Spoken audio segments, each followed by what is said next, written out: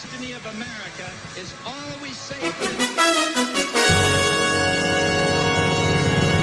This is a special Majority Report broadcast.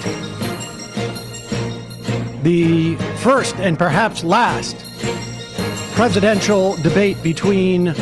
Or last presidential debate ever. Or last... If it goes a certain kind of way. I mean, who knows? Kamala Harris and Donald Trump, the thriller in Philadelphia. Okay, here we go. That sucks so much. What? The thriller in Philadelphia? Thriller in Philadelphia. All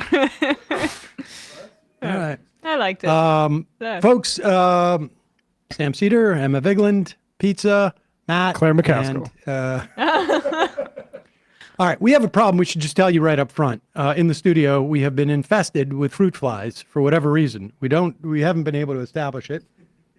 It's probably all the apples. Hey, dude, don't tell, dude, you plan this shit at all. We're doing this at Majority Report Live, youtube.com/Majority Report Live. You actually... Okay, so I just want people to understand that, nobody's going to hear you on that.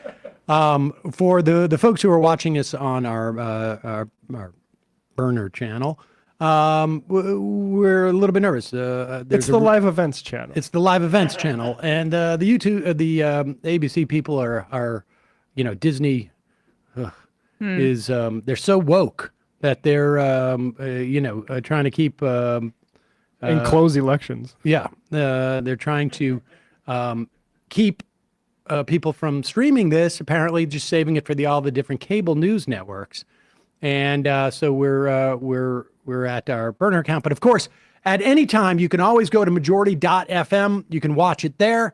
We will be back on our main channel at 11 p.m. There's a swarm of flies in here. It's just so annoying. I don't know what's going on. But nevertheless, so let's just go with this. What do you think we should be looking for tonight, Emma? We have about 7 minutes. Yeah, so I guess I think Trump is going to be acutely aware that the entire right-wing media ecosystem has been imploring him not to go personal, and by personal, they mean don't be racist, don't be sexist towards her. Call her stupid. That kind of thing. I don't know. I mean, a lot. I was just feeling a little bit racist, sexist person on the exactly. stage. Why would you even need to tell me that? I was feeling a little pessimistic about it because it was like, okay, even he can understand, like, this isn't the way to go. He was more restrained in the debate with Biden, but I thought about it a little bit more, and he just is so triggered so easily by her. I think she's going to be able to do it, but she's going to have a counterattack ready if he doesn't bite at the original stuff that she tries to get to goad him into. And then the other thing to look out for, I think, is one, like, does she say anything differently in terms of Gaza policy? No. Does she? I already answered that. Yeah, I don't think she will. will. Not happen. But I think maybe she will try to differentiate herself from Trump, at least in that regard, because in Michigan that may be important. You said today she's going to say. You said this on the program today. She's going to call him out for using Palestinian as a slur. Right. I think, like, from a perspective of a progressive, we're not going to hear a ton of stuff that we're going to like. Maybe stuff on the economy, I think, might be good because she has to go out a little bit more on a limb on that in that regard. Obama versus Romney would be a nice model for her to follow, like out of touch rich guy. Yeah. Yes. I think there's going to be some of that. But, well, and then also the idea, like, don't take my word for it. Look at his record. He did give taxes to the wealthy. He did say that he was going to build the border wall, and then he lied about it. Just look at his record. She doesn't need to be fast. She doesn't need to be past facing or, like, basically, like, moralizing about the way he acts. She can gesture towards it with small statements and then pivot to defining herself. That's what I think is the best way to go. I think the and there's two things, and I had mentioned this in the preview that I had just done on the channel, but the first is, in terms of, like, how this debate goes, broadly speaking, my understanding is that the deal that ABC and the two candidates cut said that ABC can make the unilateral decision to unmute the mics. The plan is to mute the mics while one person is talking. That was the way that the Biden thing did. In this one, my understanding is that ABC in the rules can unilaterally decide there's too much crosstalk. We're not hearing what they're saying. We're going to turn the mics on. I am convinced that if they're going to do that, they will only do it if they announce at the top of the thing. And maybe we should go to ABC. Why don't we turn ABC on so that we see the very beginning of it? And then we can switch around, but we could keep it at ABC too. But if they say that at the beginning, just keep your eyes on that. Because if they say that at the beginning, I think they're going to do it. If they don't say it, they're not going to do it. It stinks that Biden needed these like rules that coddled him so badly that they got to copy and paste it. Yeah, I think that's a big part of it. And now here's the other thing. I just saw a poll on CNN that showed of undecided, almost 50% of them need to hear more about who Kamala Harris is. Only 18% don't know who Trump is. So you have there, we use the metaphor jump ball for, what Harris's policy will be. It's also her jump ball to get in terms of convincing these voters. Now, my guess is, and I don't have any data on this, my guess is that those people who are undecided are not interested in substantive policy differentials. Right. They are interested in demeanor and whether she is a scary, screechy woman. Or a hysterical one. Or a hysterical one, or however you want to characterize. But she can't take the bait, right? Right. And whether she's going to be angry, all of these sort of like tropes. Is she a socialist? Is she crazy Kamala? Cackling Kamala, whatever Comrade it is. Kamala was Comrade Kamala, all of that we shall see. So the debate's going to start in, my guess is about 1 minute and 14 seconds based upon the countdown clock on the ABC. Pop them up. Tonight, Let's get us into the thing. Actually go there. He's I don't know racial who's identity. calling me, but now is not the time. Stick to the issues.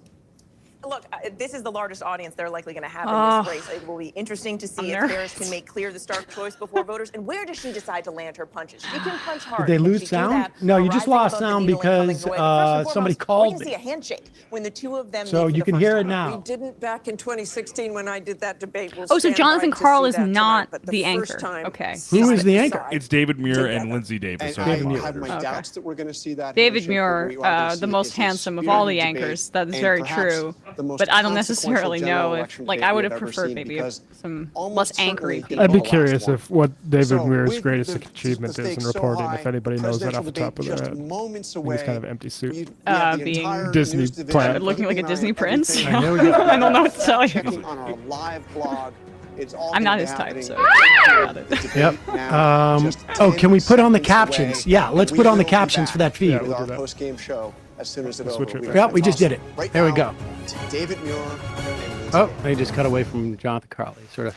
Tonight, the high-stakes showdown here in Philadelphia between Vice President Kamala Harris and former President Donald Trump. Their first face-to-face meeting in this presidential election. Let's see if they face-to-face meeting ever. A historic race for President. Let's see if they talk about the rules. President Biden withdrawing after his last debate. Don't forget, guys, make sure you tuck through your nose as you introduce the debate. So is Trump going to do red power tie and she does navy suit? Including right here in Pennsylvania. I think we know what Trump's going to wear. It's like betting on the Gatorade color that's going to come out the Super Bowl. Starts right now. This is an ABC News special. I'm also the most consequential moment of this campaign. The same thing as the announcer. We've all been trained at the same place to tuck through our nose. We will soon be a great nation again. Face to face, historic. The ABC News presidential debate. Here we go. Here now, David Muir and Lindsay Davis. All right. Let's see what they say. Good evening, I'm David Muir, and thank you for joining us for tonight's ABC News presidential debate. More volume. We want to welcome viewers watching on ABC and around the world tonight. More volume. Vice President Kamala Harris and President Donald Trump are just moments away from taking the stage in this unprecedented race for president. Maybe just a little bit lower. And I'm Lindsay Davis. Tonight's meeting could be the most consequential event of their campaigns, with Election Day now less than 2 months away. For Vice President Kamala Harris, this is her first debate since President Biden withdrew from the race on July 21st. All right, let's get to it. Of course, that decision followed his debate against President Donald Trump I need in this June. context. Since then, this race has taken on an entirely new dynamic. And that brings us to the rules of tonight's debate. Here we go. 90 minutes Listen with 2 commercial breaks. No topics or questions have been shared with the campaigns. The candidates will have 2 minutes to answer questions, and this is the clock. That's what they'll be seeing. 2 minutes for rebuttals and 1 minute for follow-ups, clarifications, or responses. Their microphones will only be turned on when it's their turn to speak. No pre-written notes allowed. There is no audience here tonight in this hall at the National Constitution Center. This is an intimate setting for 2 candidates who have never met. President Trump won the coin toss. He chose to deliver the final closing statement of the evening. Vice President Harris selected the podium. I don't think they'll turn on the mics. So let's now welcome the candidates. They haven't said it. Vice President Kamala Harris and President Donald Trump. They'll pick up on each other. Look how close they are. This is so weird when there's no I audience. literally Just make it a called their print outfits. debate then. Kamala Harris. Let's have a good debate. Have fun. Thank you. Oh, she introduced herself. Welcome to you him. both. Have It's fun. wonderful to have you. It's an honor to have you both probably here so tonight. nervous. She's Good trying. evening. We are looking Throw forward 'em to a off. spirited and thoughtful debate. So let's get started. I want to begin tonight with the issue that voters repeatedly say is their #1 issue, and that is the economy and the cost of living in this country. Good. Vice President That's a good Harris, start. you and President Trump were elected 4 years ago, and your opponent on the stage here tonight often asks his supporters, are you better off than you were 4 years ago? When it comes to the economy, do you believe Americans are better off than they were 4 years ago? So I was raised as a middle-class kid, and I am actually the only person on this stage who has a plan that is about lifting up the middle class and working people of America.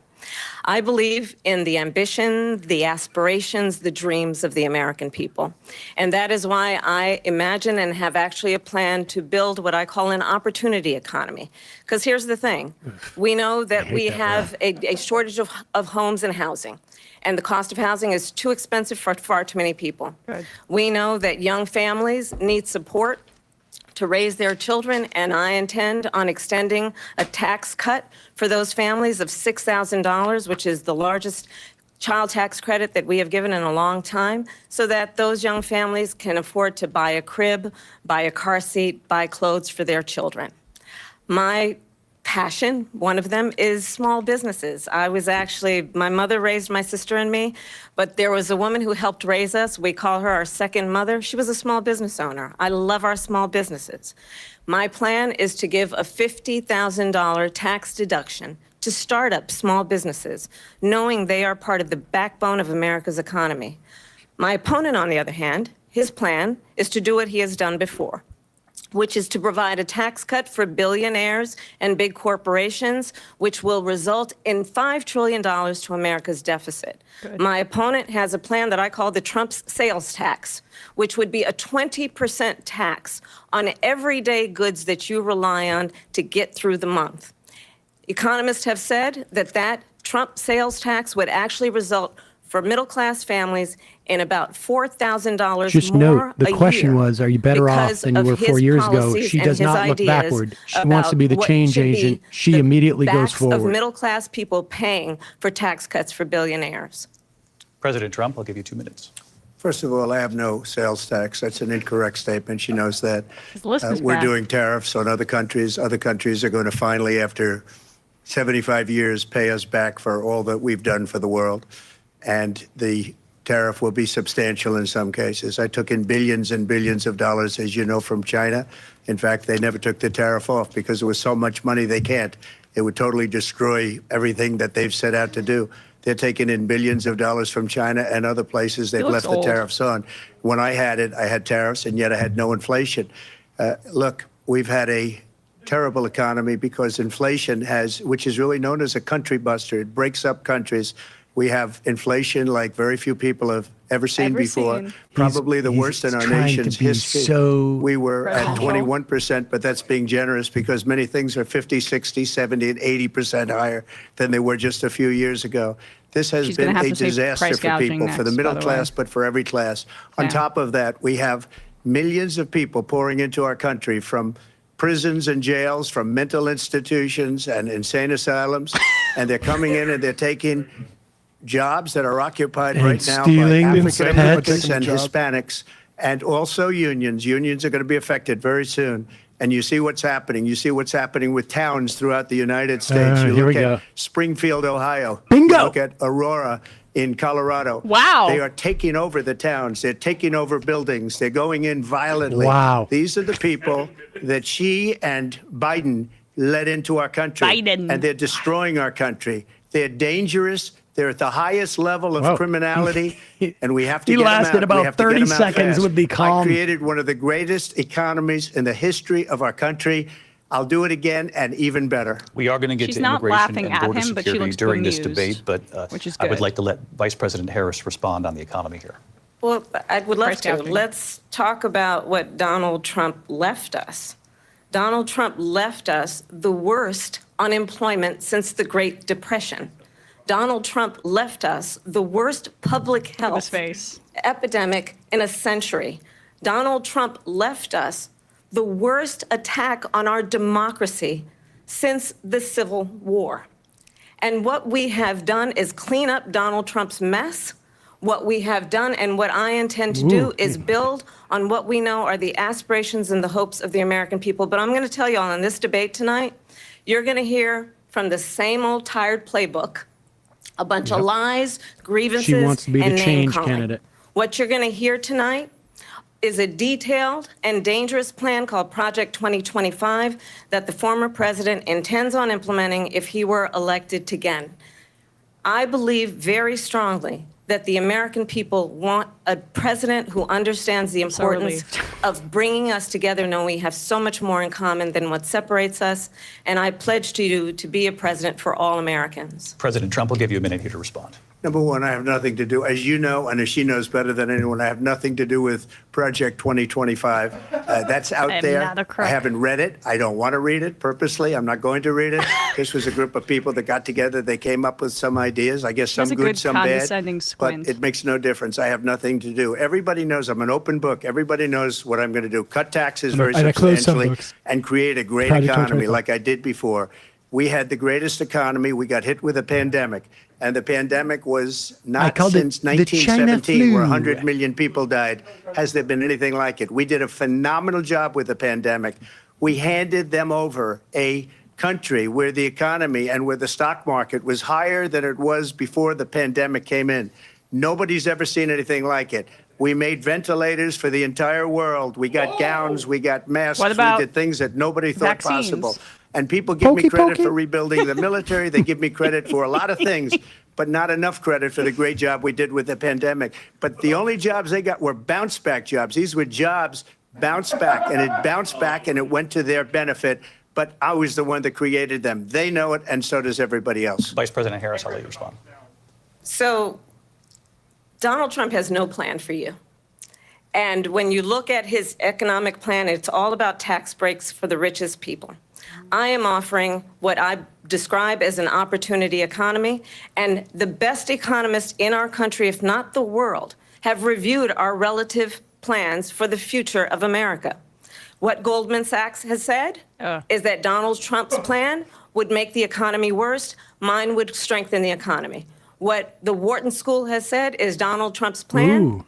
would That's actually a dig. the needle in the it. That's a deficit. dig.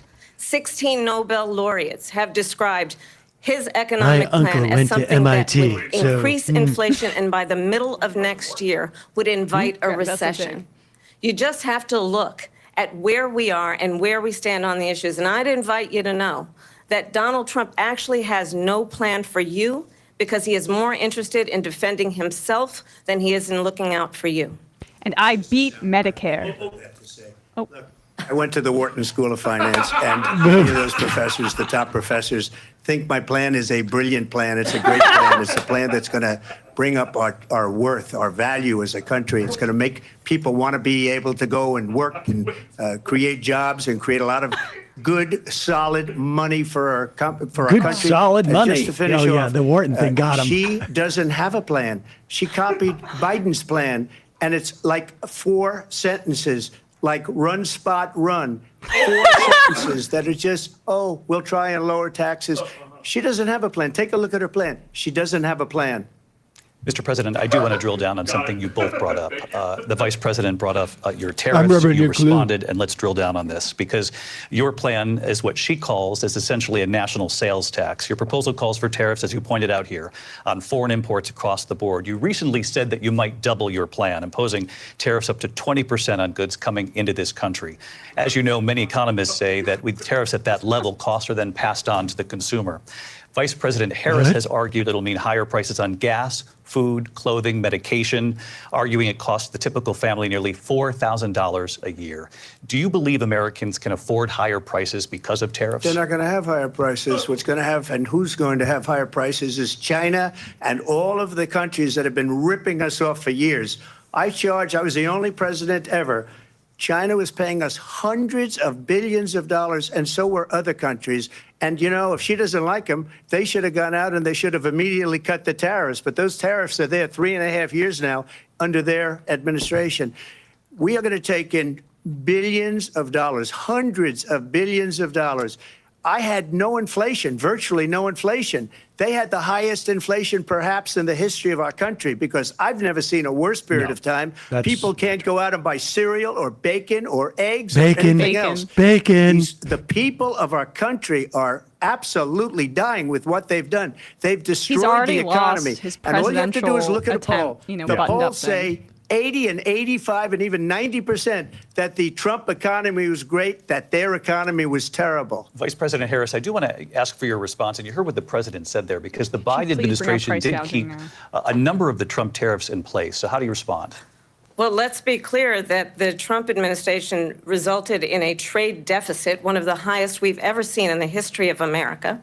He invited trade wars. You want to talk about his deal with China? What he ended up doing is, under Donald Trump's presidency, he ended up selling American chips to China to help them improve and modernize their military, basically sold us out, when a policy about China should be in making sure the United States of America wins the competition for the 21st century, which means focusing on the details of what that requires, focusing on relationships with our allies, focusing on investing in American-based technology so that we win the race on AI, on quantum computing, focusing on what we need to do to support America's workforce so that we don't end up having on the short end of the stick in terms of workers' rights. But what Donald Trump did, let's talk about this, with COVID, is he actually thanked President Xi for what he did during COVID. Look at his tweet.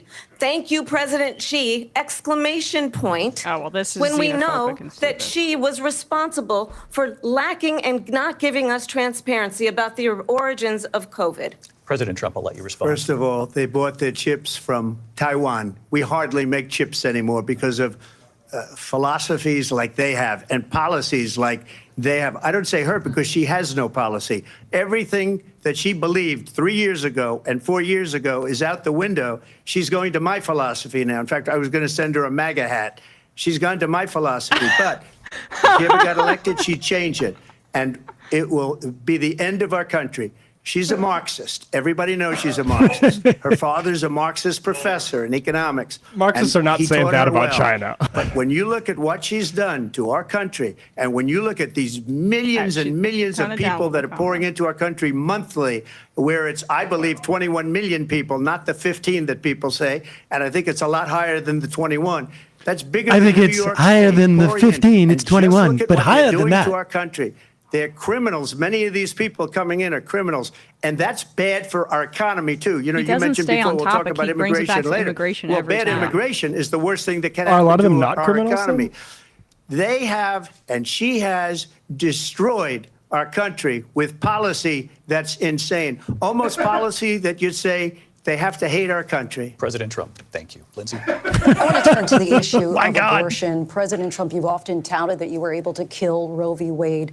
Last year, you said that you were proud to be the most pro-life president guarantee in you on American Twitter right history. now, Then the conservatives last month, are you saying said that your ABC's in the administration bag. would be great for women and their 100%. reproductive They're rights. doing a much better In your home job state of than Florida, you CNN. surprised Well, many they'll go with after regard her to your on her 6-week policies. abortion ban because you initially had said that it was too short, and you said, quote, But you win I'm this going to be thing in the voting first that we 20 need minutes. more than That's- 6 weeks. But then the very next day, you reversed course and said you would vote to support the 6-week ban.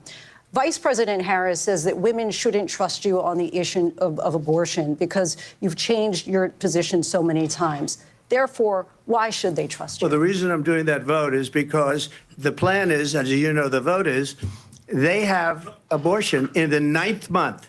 They even have, and you can look at the governor of West Virginia, the previous governor of West Virginia, not the current governor, who's doing an excellent job. No, he's talking but about the Virginia. governor He's saying before, the wrong state. he said the baby will be born and we will decide what to do with the baby. In other words, we'll Youngkin. execute the baby. And that's why I did that, because He's talking that about Ralph predominates, because they're radical. The Democrats are radical in that. And her vice presidential pick, which I think was a horrible pick, by the way, for our country, because he is really out of it.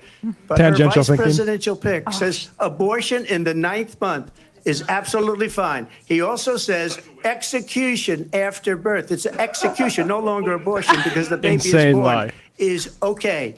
And that's not okay with Well, me. I gotta Hence the say, vote. I'm But gonna what I did think is something again about Tim for Walz. 52 years, they've been trying to get Roe v. Damn Wade Tim. into the states. And through the genius and heart and strength of 6 West Supreme Virginia. Court That's what it means to be a justices, mighty man of valor. we were able to do that. Now, I believe in the Genius and heart and exceptions for strength? rape, incest, and life of the mother. I believe strongly in it. Ronald Reagan did also. 85% of Republicans do. Exceptions. Very important. But we were able to get it, and now states are voting on it. And for the first time, you're going to see, look, this is an issue that's torn our country apart for 52 years. Every legal scholar, every Democrat, every Republican, liberal, conservative, they all wanted this issue to be brought back to the states where the people could vote. And that's what happened. That is happened. Now, not true. Ohio, the vote was somewhat liberal. Kansas, the vote was somewhat liberal, much more liberal than people would have thought. But each individual What does that mean state to is people? voting. It's the vote of the people now. It's not tied up in the federal government. I did a great service in doing it. It took courage to do it. And the Supreme Court had great courage in doing it. And I give tremendous credit to those 6 justices. There is no state in this country where it is legal to kill a baby after it's born. Now, I'm going to get your response to President Trump. Well, as I said, you're going to hear a bunch of lies, and that's not actually a surprising fact. Let's understand how we got here. Donald Trump hand-selected 3 members of the United States Supreme Court with the intention that they would undo the protections of Roe v. Wade. And they did exactly as he intended. And now in over 20 states, there are Trump abortion bans, which make it criminal for a doctor or nurse to provide health care. In one state, it provides prison for life. Trump abortion bans that make no exception even for rape and incest, which understand what that means. A survivor of a crime of violation to their body does not have the right to make a decision about what happens to their body next. That is immoral. And one does not have to abandon their faith I was just thinking. or deeply held beliefs to agree. We're going to get the Medicaid. government and We're gonna Donald beat Trump Medicare. certainly should not be telling a woman what to do with her body. I have talked with women Biden would be like, around our "Abortion's country. icky." You want to talk about this is what people it's wanted? fine. Pregnant women who want to carry a pregnancy to term, suffering from a miscarriage, being denied care in an emergency room because the healthcare providers are afraid they might go to jail, and she's bleeding out in a car in the parking lot. She didn't want that. Her husband didn't want that. A 12 or 13-year-old survivor of incest being forced to carry a pregnancy to term. They don't want that.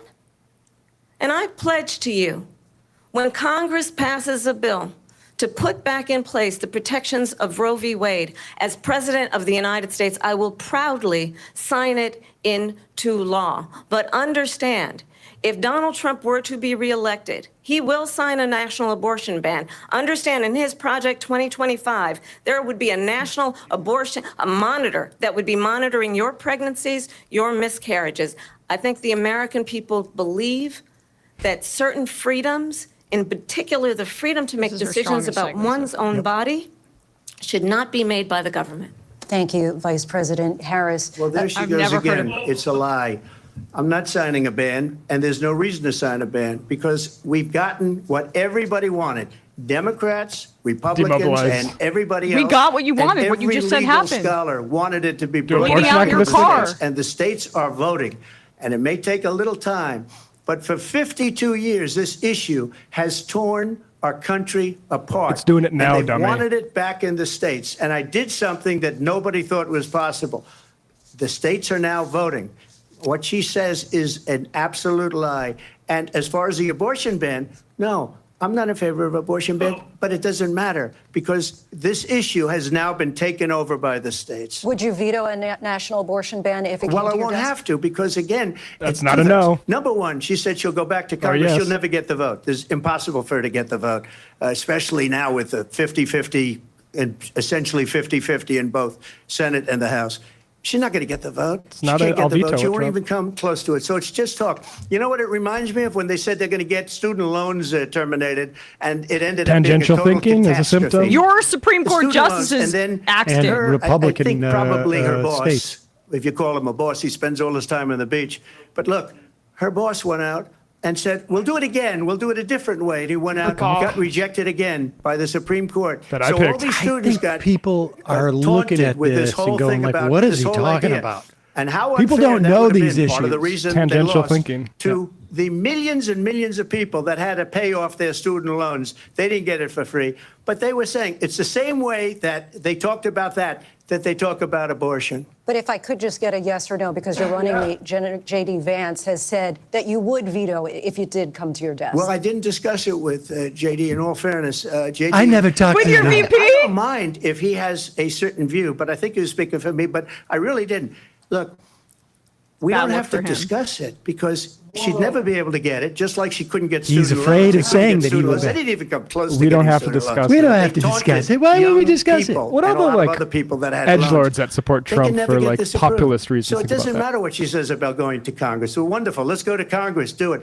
But the fact is that for years they wanted to get it out of Congress and out of the federal government. And we did something that everybody said couldn't be done. And now you have a vote of the people on abortion.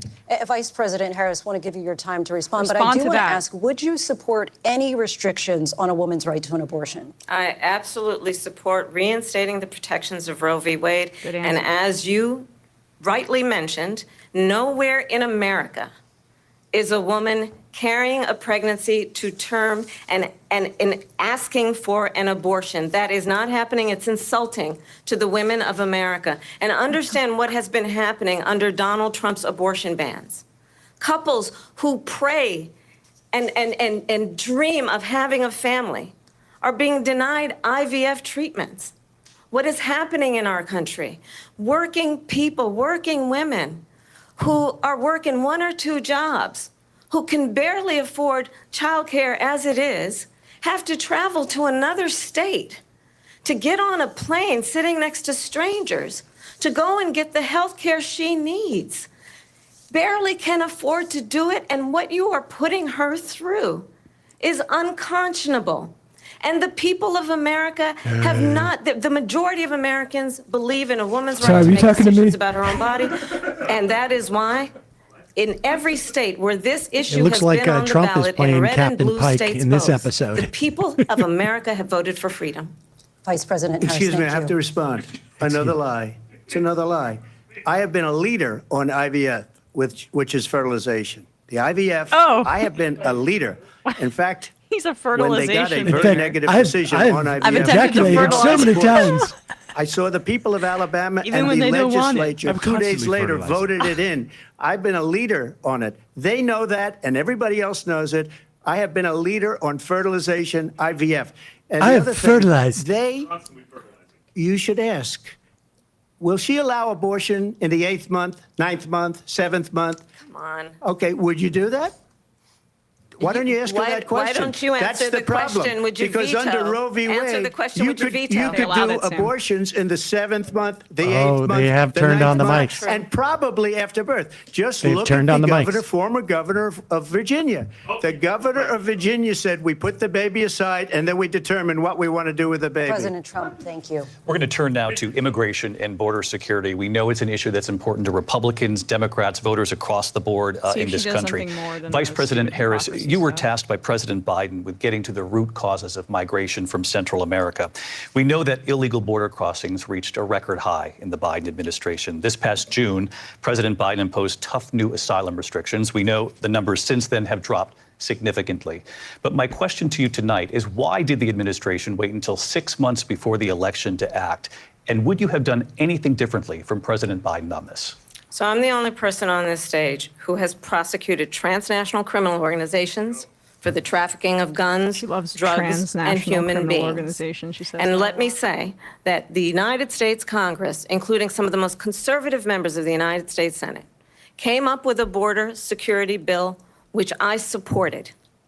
And that bill would have put 1,500 more border agents on the border to help those folks who are working there right now overtime, trying to do their job.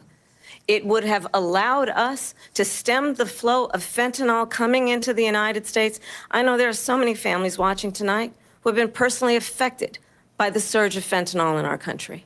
That bill would have put more resources to allow us to prosecute transnational criminal organizations for trafficking in guns, drugs, and human beings. But you know what happened to that bill? Donald Trump got on the phone, called up some folks in Congress, and said, kill the bill. And you know why? Because he'd prefer to run on a problem instead of fixing a problem.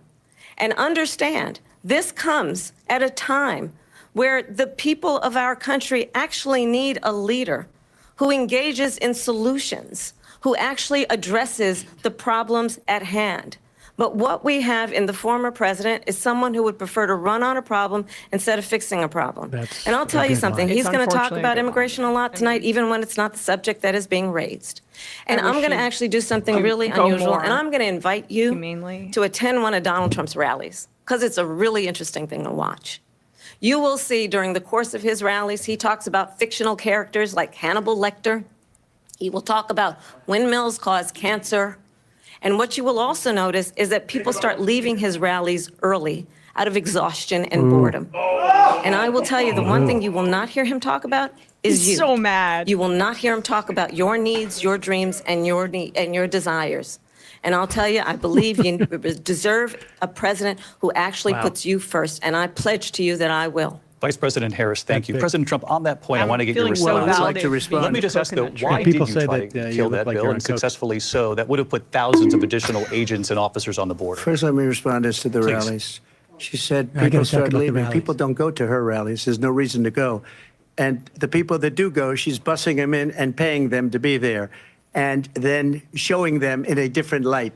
So she can't talk about that. People don't leave my rallies. We have the biggest rallies, the most incredible rallies. He walked right into people it. want to take their country back. Our country is being lost. We're a failing nation. And it happened 3.5 years ago. And what's going on here, you're going to end up in World War III, just to go into another subject. What they have done to our country by allowing these millions and millions of people to come into our country, and look at what's happening to the towns all over the United States. A lot of towns don't want to talk. It's not going to be Aurora or Springfield. A lot of towns don't want to talk about it because they're so embarrassed by it. In Springfield, they're eating the dogs. There you go. That came in. They're eating the cats. They're eating. But what can you do with this information? Whether or not it's true is not what matters. This is what's happening in our country. Though it does play a role. As far as rallies are concerned, as far as the reason they go is they like what I say. They want to bring our country back. They want to make America great again. It's very simple phrase. Really the perfect make America insult great again. She's destroying this country, and if she becomes people love my president, rallies. this country doesn't have a chance of success. Not only success, we had to turn people away at the Venezuela rally. on steroids. I just want to clarify here. You bring up Springfield, Oh, here we go. Ohio, and ABC News did reach out to the city manager there. He told us there have been no credible reports of specific claims of pets being harmed, injured, or abused by individuals within the immigrant community. Well, All I've this, seen people on television. Let me just say here, this is people on television Grandpa! and used for food. So maybe he said that, and maybe that's a good thing to say for a city manager. I'm not taking this from but television. the people I'm on taking it from television the city saying their manager. dog was eaten by the people that went there. The people that went there. Sorry for him. There's no evidence of that. doing- Vice President find Harris, out. I'll let you respond to the rest. We'll find out about the dogs. You talk about extreme. This is, I think, one of the reasons why in this election, I actually have the endorsement of 200 Republicans who have formally worked with President Bush, Mitt Romney, and John McCain, including the endorsement of former Vice President don't. Dick Cheney, No! member Liz Cheney. That's what it means to be a mighty man of valor. If you want to really know the inside track on who the former president is, if he didn't make it clear already, just ask people who have worked with him. His former chief of staff, a four-star general, has said he has contempt for the Constitution of the United States. His former national security advisor has said he is dangerous and unfit. His former Secretary of Defense has said the nation, the Republic, would never survive another Trump term. And when we listen to this kind of rhetoric, when the issues that affect the American people calling him are extreme not is being good, more than addressed, conservative. I think the choice is clear in this election. President Trump, I'll give you a quick minute to respond here. Thank you, because when I hear that, see, I'm a different kind of a person. I fired most of those people, not so graciously. They did bad things or a bad job. I fired them. They never fired one person. They didn't fire anybody having to do with Afghanistan and the Taliban and the 13 people whose were just killed, viciously and violently killed. And I got to know the parents and the family. They didn't fire. They should have fired all those generals, all those top people, because that was one of the most incompetently handled situations anybody has ever seen. So when somebody does a bad job, I fire him. And you take a guy like Esper. He was no good. I fired him. So he writes a book. Another one writes a book. Because with me, they can write books. With nobody else can they? But they have done such a poor job, and they never fire anybody. Look at the economy. Look at the inflation. They didn't fire any of their economists. They have the same people. That's a good way not to have books written about you. But just to finish, I got more votes than any Republican in history by far. In fact, I got more votes than any president, sitting president, in history by far. Let me continue on immigration. It was what you wanted to talk about earlier, so let's get back to your deportation proposal that the vice president has reacted to as well. President Trump, you call this the largest domestic deportation operation in the history of our country. You say you would use the National Guard. You say if things get out of control, you'd have no problem using the U.S. military. Police, yes. You also said you would use local police. How would you deport 11 million undocumented immigrants? I know you believe that number 21. is much higher. Take us through this. What does this look like? Will authorities be going door to door in this country? Yeah, it is much higher because of them. They allowed criminals, many millions of criminals. They allowed terrorists. They allowed common street criminals. They allowed people to come in, drug dealers, to come into our country. And they're now in the United States and told by their countries like Venezuela, don't ever come back or we're going to kill you. Do you know that crime in Venezuela Scream louder, and crime sir. in countries all over the world is way down?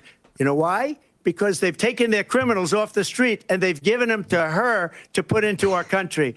And this will be one of the greatest mistakes in history for them to allow. And I think they probably did it because they think they're going to get votes, but it's not worth it because they're destroying the fabric of our country by what they've done. There's never been anything done like this at all. They've destroyed the fabric of our country. Millions of people. You got to blame the real all over the world, people who are to blame for the crime is housing down shortage. all over the world except here. Crime here is up and through the roof. Despite their fraudulent statements that they made, crime in this country is through the roof. And we have a new form of crime. It's called migrant crime. And it's happening at levels that nobody thought. A lot of people covering that. I know the FBI says overall violent crime is actually coming down in this country. But Vice Excuse me, President the Harris, I'll FBI give you they were defrauding statements.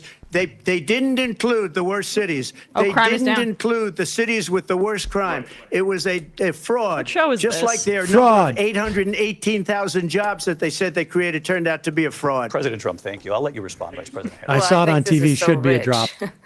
Coming from someone who has been prosecuted for national security crimes, economic crimes, election interference, has been found liable for sexual assault, and his next big court appearance is in November at his own criminal sentencing. And let's be clear, where each person stands on the issue of what is important about respect for the rule of law and respect for law enforcement. The former vice president called for defunding federal law enforcement, 45,000 agents, get this, on the day after he was arraigned on 34 felony counts. So let's talk about what is important in this race. It is important that we move forward, that we turn the page on this same She old has tired managed to rhetoric take the mantle and address of the needs change of the agent. American people, address what we need to do about the housing shortage, which I have a plan for, address what we must do to support our small businesses, address bringing down the price of groceries. But frankly, the American people are exhausted with this same old tired playbook. Vice President Harris, thank you. Excuse me. Every one of those cases He was doesn't have the started by discipline to them say, against their "She's not the political change opponent. candidate I And I'm am." winning most of them, and I will win the rest on appeal. And you saw that with the decision that came All down of my just crimes. recently from the Supreme Court. I'm winning most of them. But those are cases, it's called weaponization. Never happened in this country. They weaponized the Justice Department. Every one of those cases was involved with the DOJ, Everyone. from Atlanta and Fani Willis to the Attorney General of New York and the DA in New York. Every one of those cases. And then they say, oh, he's a criminal. They're the ones that made them go after me. By the way, Joe Biden was found essentially guilty There you go, of the Bradley. documents And where case. is he? And what happened in my God, I documents miss case? him. They said, oh, that's the toughest of them all. A complete and total victory. 2 months ago, it was thrown out. It's weaponization, and they used it, and it's never happened in this country.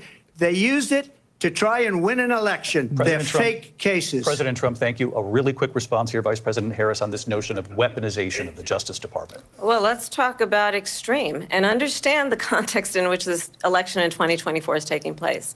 The United States Supreme Court recently ruled that the former president would essentially be immune from any misconduct if he were to enter the White House again.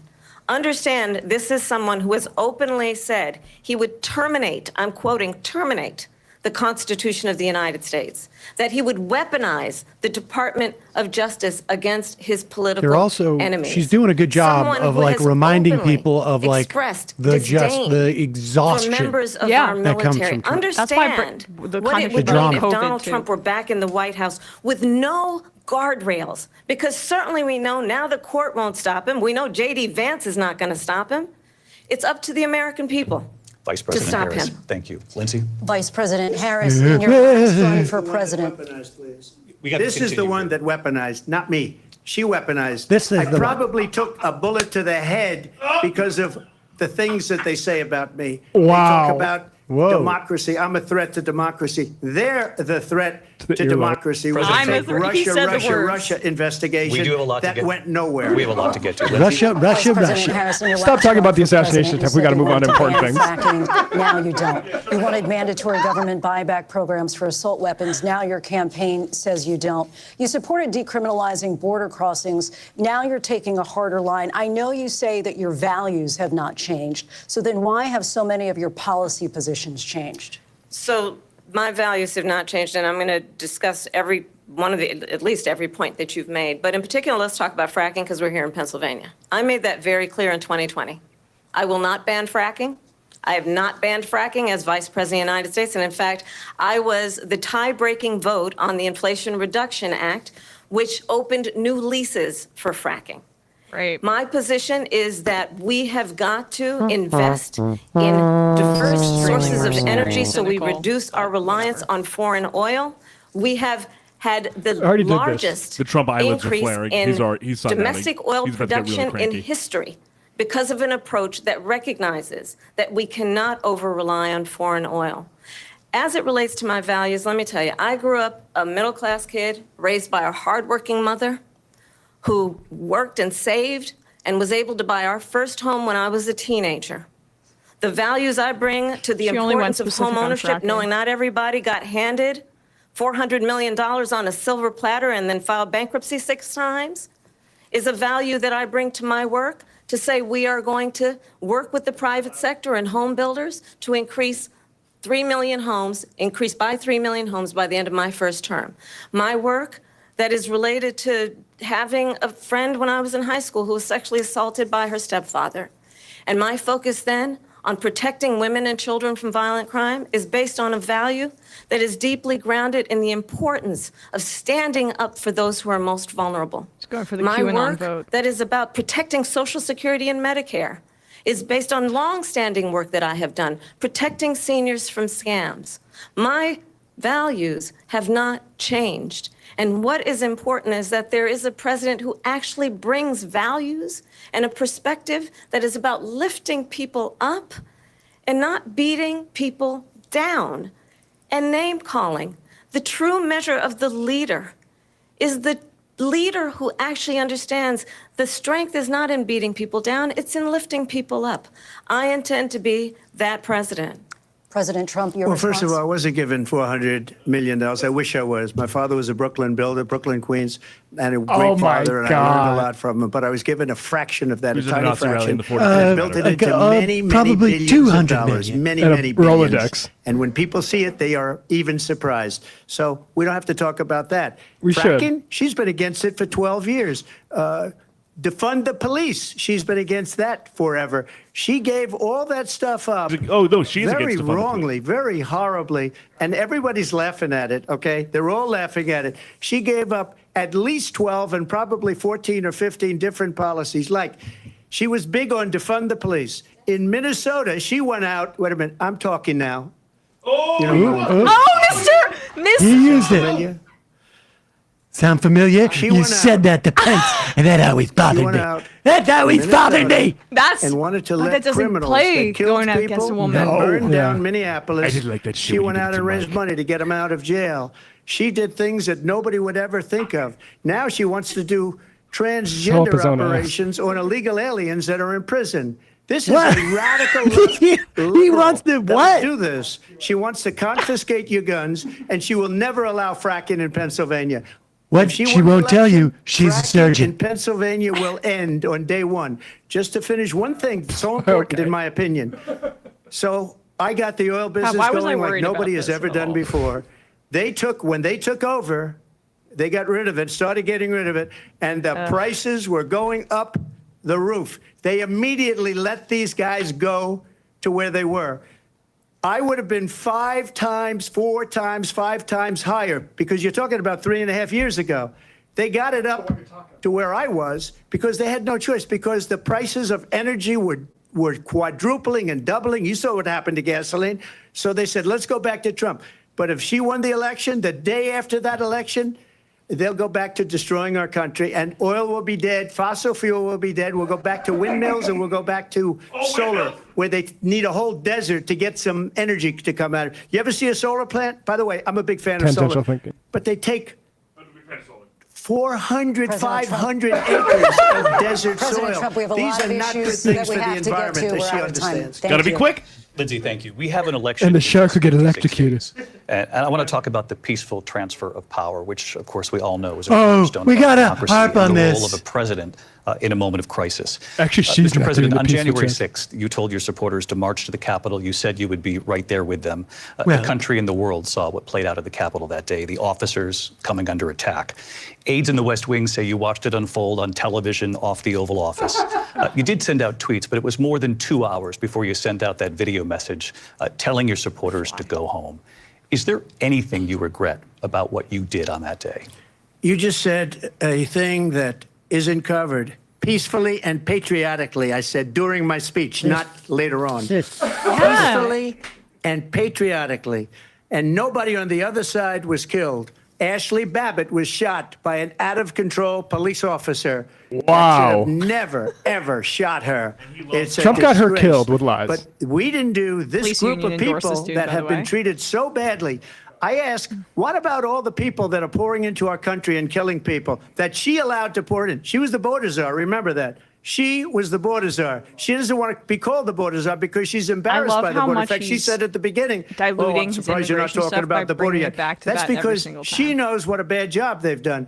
What about those people? When are they going to be prosecuted? When are these people from countries all over the world, not just South America, they're coming in from all over the world. Eating All over the cats world. and dogs. Crime rates are down all over the world because of it. But let me just when ask are those, David, when are those people going to be prosecuted? When are the people that burned down Minneapolis going to be prosecuted? Or in Seattle? They went into Seattle. They took over a big percentage of the city of Seattle.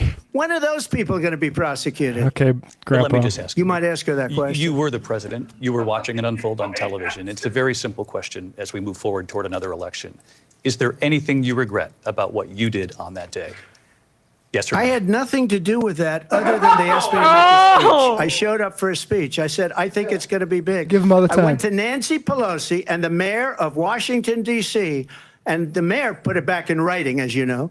I said, you know, this is going to be a very big rally or whatever you want to call it. And again, it wasn't done by me, it was riot. done by others. I said, I'd like to give you 10,000 National Guard or soldiers. They rejected me. Nancy Pelosi rejected me. It was just 2 weeks ago. Her daughter has a tape of her saying she is fully responsible for what happened. They want to get rid of that tape. It would have never happened if Nancy Pelosi and the Christine mayor of Pelosi's Washington documentary did their film. jobs. I They wasn't controlled my responsible hogs for for me. security. Nancy Pelosi was responsible. She didn't do her job. The question was about you as president, not about former Speaker Pelosi. But I do want Vice President Harris to respond here. I was at the Capitol on January 6th. I was the vice president-elect. I was also an acting senator. I was there. And on that day, the President of the United States incited a violent mob to attack our nation's capital, to desecrate our nation's capital. On that day, 140 law enforcement officers were injured, and some died. And understand, the former president has been indicted and impeached for exactly that reason. But this is not an isolated situation. Let's remember Charlottesville, where there was a mob of people carrying tiki torches, spewing anti-Semitic hate.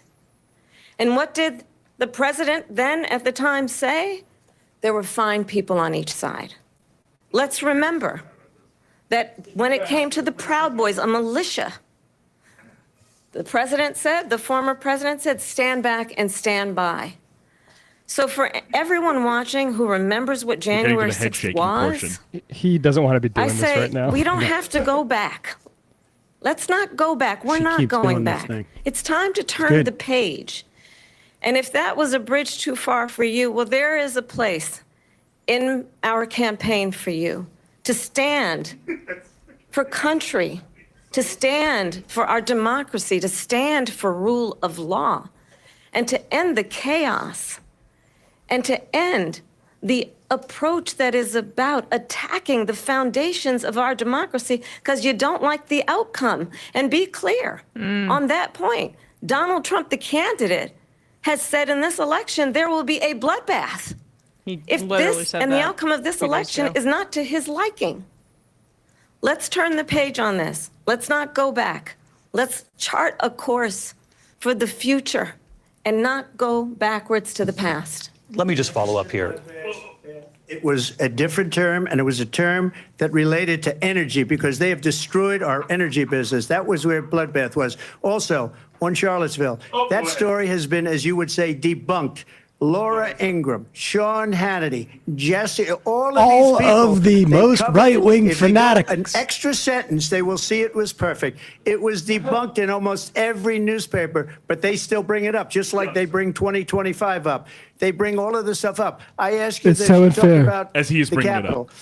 Why are we allowing these millions of people to come through on the southern border? How come she's not doing anything? And I'll can't. tell you what I would do, and I would be very proud to do it. I would say we would both leave this debate right now. I'd like to see her go down to Washington, D.C. during this debate, because we're wasting a lot of time. Go down to, He's flirting it's here. been so bad, it's so ridiculous. Go down to Washington, D.C. and let her sign a bill to close up the border, because they have the right to do it. He doesn't know how the They don't government need works. bills. They have the right to do it. The president of the United States, you'll get him out of bed, you'll wake him up at 4 o'clock in the afternoon, you'll say, come on down to the office, let's sign a bill. I miss him. I do miss him. I If wish he he was here. signs a bill that the border He's is really closed, all he losing has to it do now. is say it to the Border Patrol, who are We're not phenomenal. halfway done yet. If they do that, the border is closed. Mr. Those President, people are killing many people, unlike J6. We talked immigration here tonight. I do want to J6. focus on this next issue to both of you, because it really I'm in the brings us know. into focus truth in these times that we're living in. Mr. President, for 3.5 years after you lost the 2020 election, you repeatedly falsely claimed that you won, many times saying you won in a landslide. Yeah. In the past couple of weeks leading up to this debate, you have said, quote, you lost by a whisker, that you, quote, didn't quite make it, that you came Sorry, up a bit Ashley. short. I said that? Are you now acknowledging that you lost in 2020? No, I don't acknowledge that at all. But I you said did that say that. sarcastically. You But know those- that. It was Oh, with we Lex lost by a Friedman? Let's whisker. look that up. That was What? said sarcastically. Look. Well, I said it there's so much proof. sarcastically. All It you wasn't. have to do Well, is I've look seen at the it. clip. And they should have sent it back to the legislatures for approval. I got almost 75 million votes, the most votes any sitting president has ever gotten. Yeah, less I was than told Biden, if I you got old bastard. 63, Except which was for what I Biden got in more. 2016, Ding dong. you can't be beaten. Population The grows, election, idiot. People should never be thinking about it. An election is fraudulent. We need two things. We need walls. And we have to have it. We have to have borders, and we have to have good elections. Our elections are bad. And a lot of these illegal immigrants coming in, they're trying to get them to vote. They can't even speak English. They don't even know what country they're in practically. And these people are trying to get them to vote. And that's why they're allowing them to come into our country. No I did watch entiendo. all of these pieces of video. I didn't detect the Yo sarcasm. quiero Lost by a vote. whisper. We didn't quite make it. And we should just point out here as clarification, and you know this, you and your allies, 60 cases in front of many judges, many of them No Republican. judge looked at it. And said They there was said no we didn't have widespread fraud. standing. That's the other thing. They said we didn't have standing, a technicality. means they looked at it. Can you imagine a system where a person in Oh an my God, election this doesn't is have like- standing? By the The way, president If of the Harris sat United down and States wrote out, doesn't have standing. hopefully he'll spend That's 20 how we minutes lost. debating If you the look at finer facts, points and of what I'd love Rudy to have you Giuliani do a was doing. special As on far as it. like taking the I'll bait, it's show like every you time she's put her line in the Georgia, and I'll water show you immediately. Half of Wisconsin, people and have I'll tuned show out you already, and then the Pennsylvania, other and half I'll are show like, you- are they? We have Is so he many really doing facts and this again? statistics. Even the But you guys know that are what? voting for him. That doesn't matter, because we Guys. have to solve the problem that we have right now. That's old news.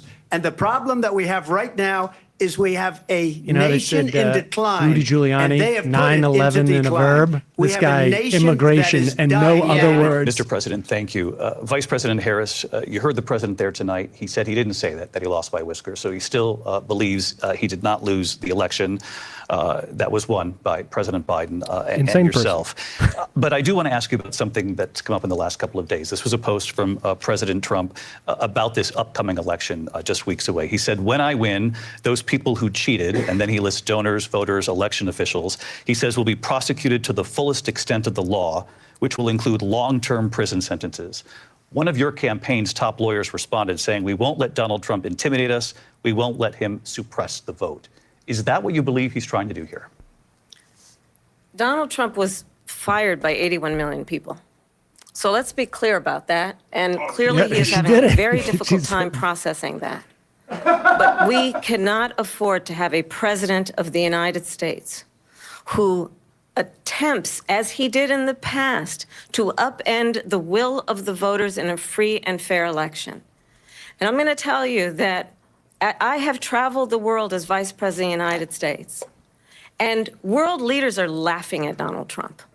I have talked with military leaders, some of whom worked with you, and they say you're a disgrace. And when you then talk in this way in a presidential debate and deny what over and over again are court cases you have lost because you did, in fact, lose that election. She should bring up It Giuliani. leads one to believe that perhaps we do Remind not have people of in the the candidate past to of my right the clowns. temperament or the ability to not be confused about fact. That's deeply troubling, and the American people deserve better. I'll give you 1 minute to respond. Let me just say about world leaders. Viktor Orban, one of the most respected men, they call him a strong man. He's a tough person, smart.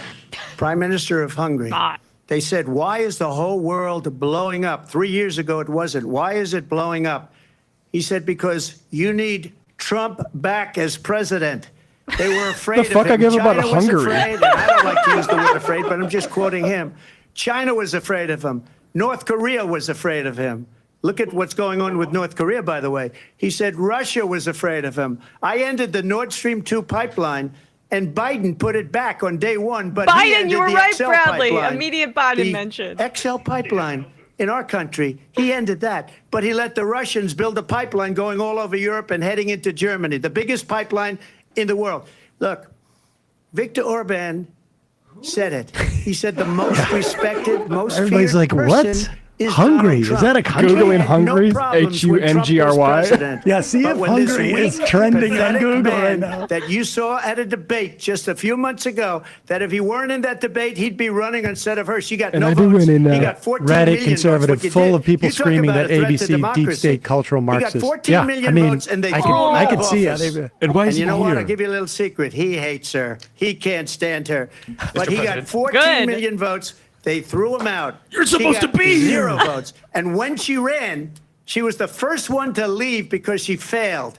And now she's running. I don't understand it, but Mr. I'm President, okay with it Mr. because President, your time is I up. think we're Thank going to you. do very Okay, well. he Still a bitched. lot more to Sounds do. like somebody who's really okay with it. You were right Israel-Hamas about this, war and Bradley. the He's hostages already were still bitching about being held, Biden dropping out. Americans among them.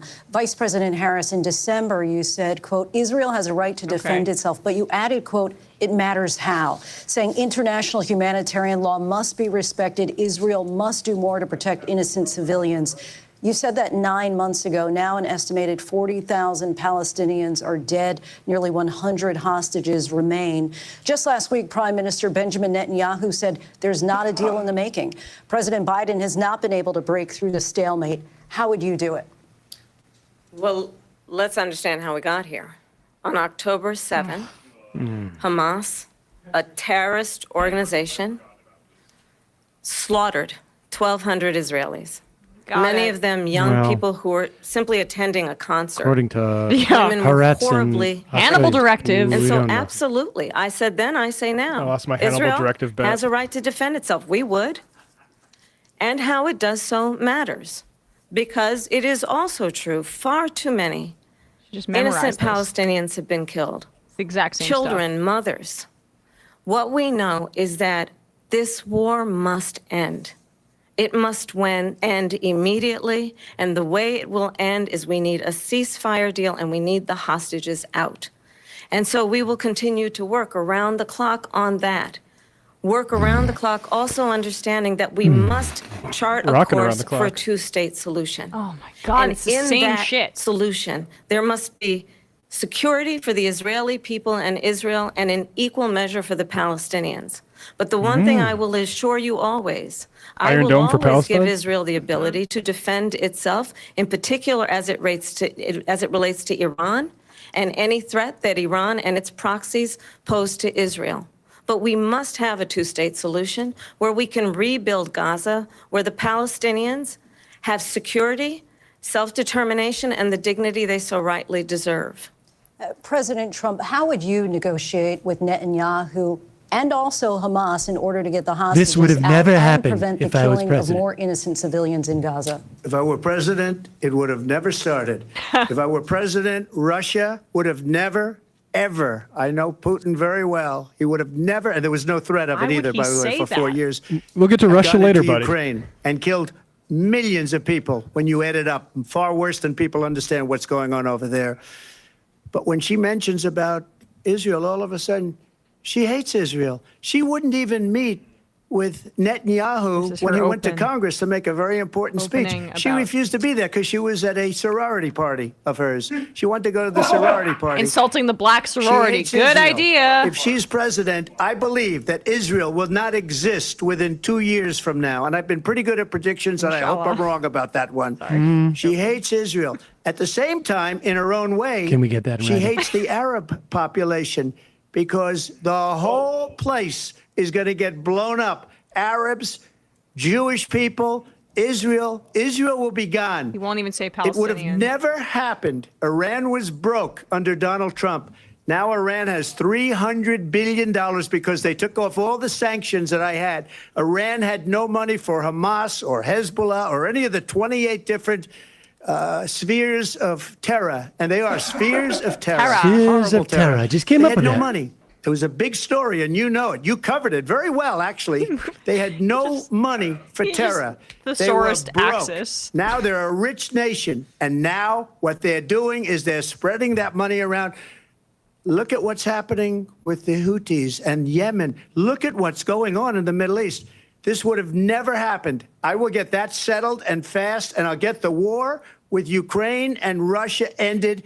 If I'm president-elect, I'll get it done before even becoming president. Why don't you just do it now, dude? That's absolutely not true. I have my entire career and life supported Israel and the Israeli people. He knows that. Okay, He's trying right. to, again, divide and distract from the reality, Say the which is Palestinians it is sort of very well known that Donald Trump is weak and wrong on national security and foreign policy. It is well known that he admires dictators, wants to be a dictator on day one, according to himself. It Bring is back well Orban and what known you just said about that he Putin. said of Putin that he can do whatever the hell he wants and go into Ukraine. It is well known that he said when Russia went into Ukraine, it was brilliant.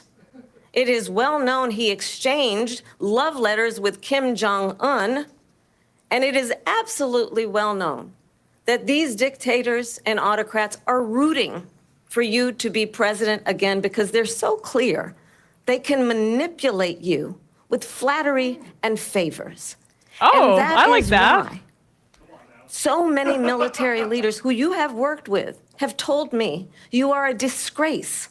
That is why we understand that we have to have a president who is not consistently weak and wrong on Vice national President security, Harris. including the importance of upholding and respecting in highest regard our military. Vice President Harris, thank you. They're the ones, and she's the one that caused it, that's weak on national security by allowing every nation last month for the See, the year, weak thing triggered him. 168 different countries sending people into our country. Their crime rates are way down. Oh, immigration. Putin endorsed her last week, said, I hope she wins. And I think he meant it because what he's gotten away with is He absolutely just said, incredible. It last wouldn't have question, happened with that me. he knows him The very leaders well, and he'd of work other well with him. countries think that they're weak and incompetent, and they are. They're grossly incompetent. And I just ask one question. Why does Biden go in and kill the Keystone Pipeline and approve the single biggest deal that Where Russia's is ever he, and made, why Nord can't I Stream talk to 2, him? the biggest pipeline anywhere in the world going to Germany and all over Europe?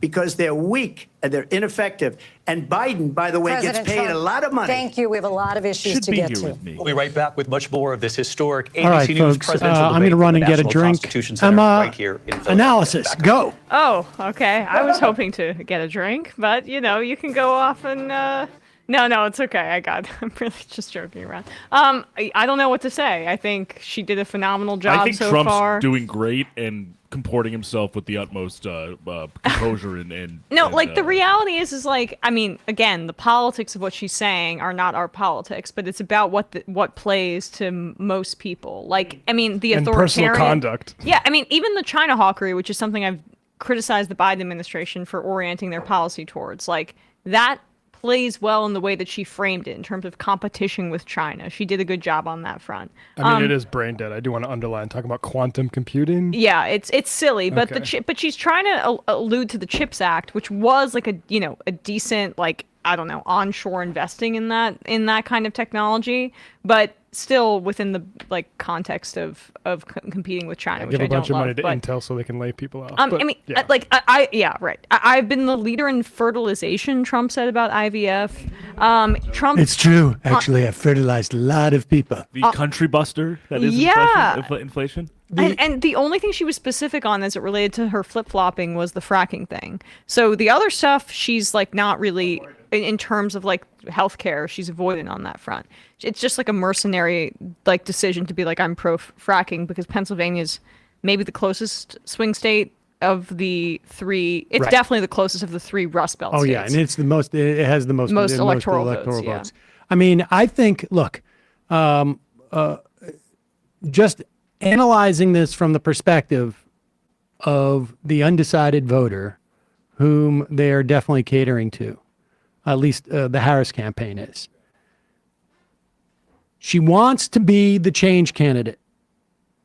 And I think she has definitely achieved that. She wants to remind the American public that Donald Trump brings chaos. And obsessed with his own drama. And is obsessed with his own drama. And I think like she has forced him to get there. She was very strong on abortion. She put him into a tough position with his own supporters in terms of like him saying, you know, no abortion ban. I haven't talked to JD about that. Actually, I don't know what he was talking about, and we don't have to discuss it. I mean, in terms of like sowing him as the chaos thing, it's like you don't want to go back to that. Very effective. I would say the only thing that with some cohort, and it's usually like the men, and that's who, you know, Trump is playing to, this idea that he is so strong that he would scare all the, you know, other countries from doing anything, I think is somewhat effective. But that's, you know, that's going to happen. Like, I mean, I think that's like, that's baked into the cake. Right. There's those guys who are open to that don't believe a woman is ever going to be there. And I have to say that, like, you know, relatively speaking, waking up at 2 a.m, you know, or 3 a.m, thinking about this, it wasn't hard for me to imagine that Harris was going to go completely bat crap crazy in trying to prove that she's, you know, Margaret Thatcher. Exactly. Or, and to a large extent, she has, I think, like, been very effective in not having to sort of, I mean, I think we see that a little bit in the China rhetoric, and I think we see that, but immigration too. I mean, there's no plan except to point out his hypocrisy, but her thinking is, I don't need any other thing because all that does is trigger him. I mean, what does she need to present? The line where she said he wants to run on a problem instead of fixing a problem. Like, again, this type of pablum I can't stand. Yeah. But this debate is not for me. I mean, it's not for you, and for many respects, it's not for anybody watching who are, you know, do this on a regular basis and follow politics. It is that whole like problem solver mentality. Why can't they get along? Why can't we do stuff? She wants to get stuff done. You know, it's baby brained politics. But that's what. But I think about like the undecided voter in my head. We all have family members, or like the stuff that's strong on the military, where she looks like she has a plan on certain topics. Like, I mean, the abortion stuff is going to be really good for her to drive female turnout, I think. But even the stuff on the economy at the beginning. From the National Constitution Center in Philadelphia, Pennsylvania. I mean, I wish the media gave a shit about the genocide we're committing, because they could have followed up. Welcome back to this historic ABC News presidential debate tonight. We're going to continue here, and I want to turn to the war in Ukraine. We're now 2.5 years. Wouldn't have happened if I had been president. It has been the position of the Biden administration that we must defend Ukraine from Russia, from Vladimir Putin, to defend their sovereignty, their democracy, that it's in America's best interest to do so, arguing that if Putin wins, he may be emboldened to move even further into other countries. You have said you would solve this war in 24 hours. You said so just before the break tonight. How exactly would you do that? And I want to ask you a very simple question tonight. Do you want Ukraine to win this war? I want the war to stop. I want to save lives that are being uselessly, people being killed by the millions. It's the millions. It's so much worse than the numbers that you're getting, which are fake numbers. Look, everything you have is fake. We're in for 250 billion or more because they don't ask Europe, which is a much bigger beneficiary to getting this thing done than we are. They're in for $150 billion less because Biden and you don't have the courage to ask Europe like I did with NATO. They paid billions and billions, hundreds of billions of dollars when I said, either you pay up or we're not going to protect you anymore. So that's maybe one of the reasons they don't like me as much as they like weak people. But you take a look at what's happening. We're in for 250 to 275 billion. They're into 100 to 150. They should be forced to equalize. With that being said, I want to get the war settled. I know Zelensky very well, and I know Putin very well. I have a good relationship, and they respect your president, okay? They respect me. They don't respect Biden. How would so you respect him? Why? For what reason? He hasn't even made a phone call in 2 years to Putin, hasn't spoken to anybody. They don't even try and get it. That is a war that's dying to be settled. I will get it settled before I even become president. Last if I win, answer, he said when I'm Putin wants her to be president-elect, elected. and what I'll do is I'll speak to one, I'll speak to the other, I'll get them together. That war would have never happened. And in fact, when I saw Putin after I left, unfortunately left because our country has gone to hell. But after I left, when I saw him building up soldiers, he did it after I left. I said, oh, he must be negotiating. It must be a good, strong point of negotiation. Well, it wasn't, because Biden had no idea how to talk to him. He had no idea how to stop it. And now you have millions of people dead, and it's only getting worse, and it could lead to World War III. Don't kid yourself, David. We're playing with World War III, and we have a president that we don't even know. only address. Where is our president? We don't even know if he's a president. And just to clarify here, Where is he? Why isn't he speaking to me? Here we don't go. even know. Is he our president? But we have a president, Mr. President, that doesn't know he's alive. I miss him so much. He doesn't know he's alive. Just to clarify the question, It still keeps do you believe it's distancing in the herself. U.S. best interest her from for him. Ukraine to win this war, yes or no? I think it's the U.S. best interest to get this war finished and just get it done. All right. Negotiate a deal, because we have to stop all of these human lives from being destroyed. I want to take this to Vice President Harris. I want to get your thoughts on support for Ukraine in this moment, but also as commander-in-chief, I'm if interested what elected, her Ukraine how would you policy deal would with be. Vladimir Putin, and would it be any different from what we're seeing from President Biden? Well, first of all, it's important to remind the former president, you're not running against Joe Biden, you're running against me. I believe the reason that Donald Trump says that this war would be over within 24 Good hours is because he would just give it up. For her. And that's not who we are as Americans. Let's understand what happened here. I actually met with Zelensky a few days before Russia invaded, tried through force to change territorial boundaries, to defy one of the most important international rules and norms, which is the importance of sovereignty and territorial integrity. And I met with President Zelensky. I shared with him American intelligence about how he could defend himself. Days later, I went to NATO's eastern flank, to Poland and Romania. And through the work that I and others did, we brought 50 countries together to support Ukraine in its righteous defense. And because of our support, because of the air defense, the ammunition, the artillery, the javelins, the Abrams tanks that we have provided, Ukraine stands as an independent and free country. If Donald Trump were president, Putin would be sitting in Kyiv right now. And understand what that would mean, because Putin's agenda is not just about Ukraine. Understand why the European allies and our NATO allies are so thankful that you are no longer president, and that we understand the importance of the greatest military alliance the world has ever known, which is NATO, and what we have done Biden's to crying so preserve hard right now. the ability of Zelensky and the NATO Ukrainians to portion. fight for their independence. You go get it, girl. He would be sitting in Kyiv with his eyes on the rest of Europe, starting legacy, with Poland. And why don't you tell the 800,000 Polish Americans right here in Pennsylvania how quickly you would give up for the sake of there you go. favor and what That's you pretty think is a specific. friendship Yep. with what is known to be a dictator who would eat you for lunch. Vice President Harris, thank you. We've heard from both of you on Ukraine tonight. Afghanistan came up in the last hour. I wanted her to respond to something you said earlier, and please, I'll give you a minute here. Putin would be sitting in Moscow, and he wouldn't have lost 300,000 men and women, but he would have been sitting in Moscow. Quiet, please. 300,000? He would have been sitting in Moscow, much happier than he is right now. But eventually, you know, Can you he's say got a quiet, please, thing to that her? other people don't have. He's got nuclear weapons. They don't ever talk about that. He's got nuclear weapons. Nobody ever thinks about that. And eventually, I'm the first person maybe to he'll think use them, about and that. maybe What's with he hasn't them, been like- that threatening, but he does have that. Something we don't even like to talk about. Nobody likes to talk about it. But just so you understand, they sent her to negotiate peace before this war started.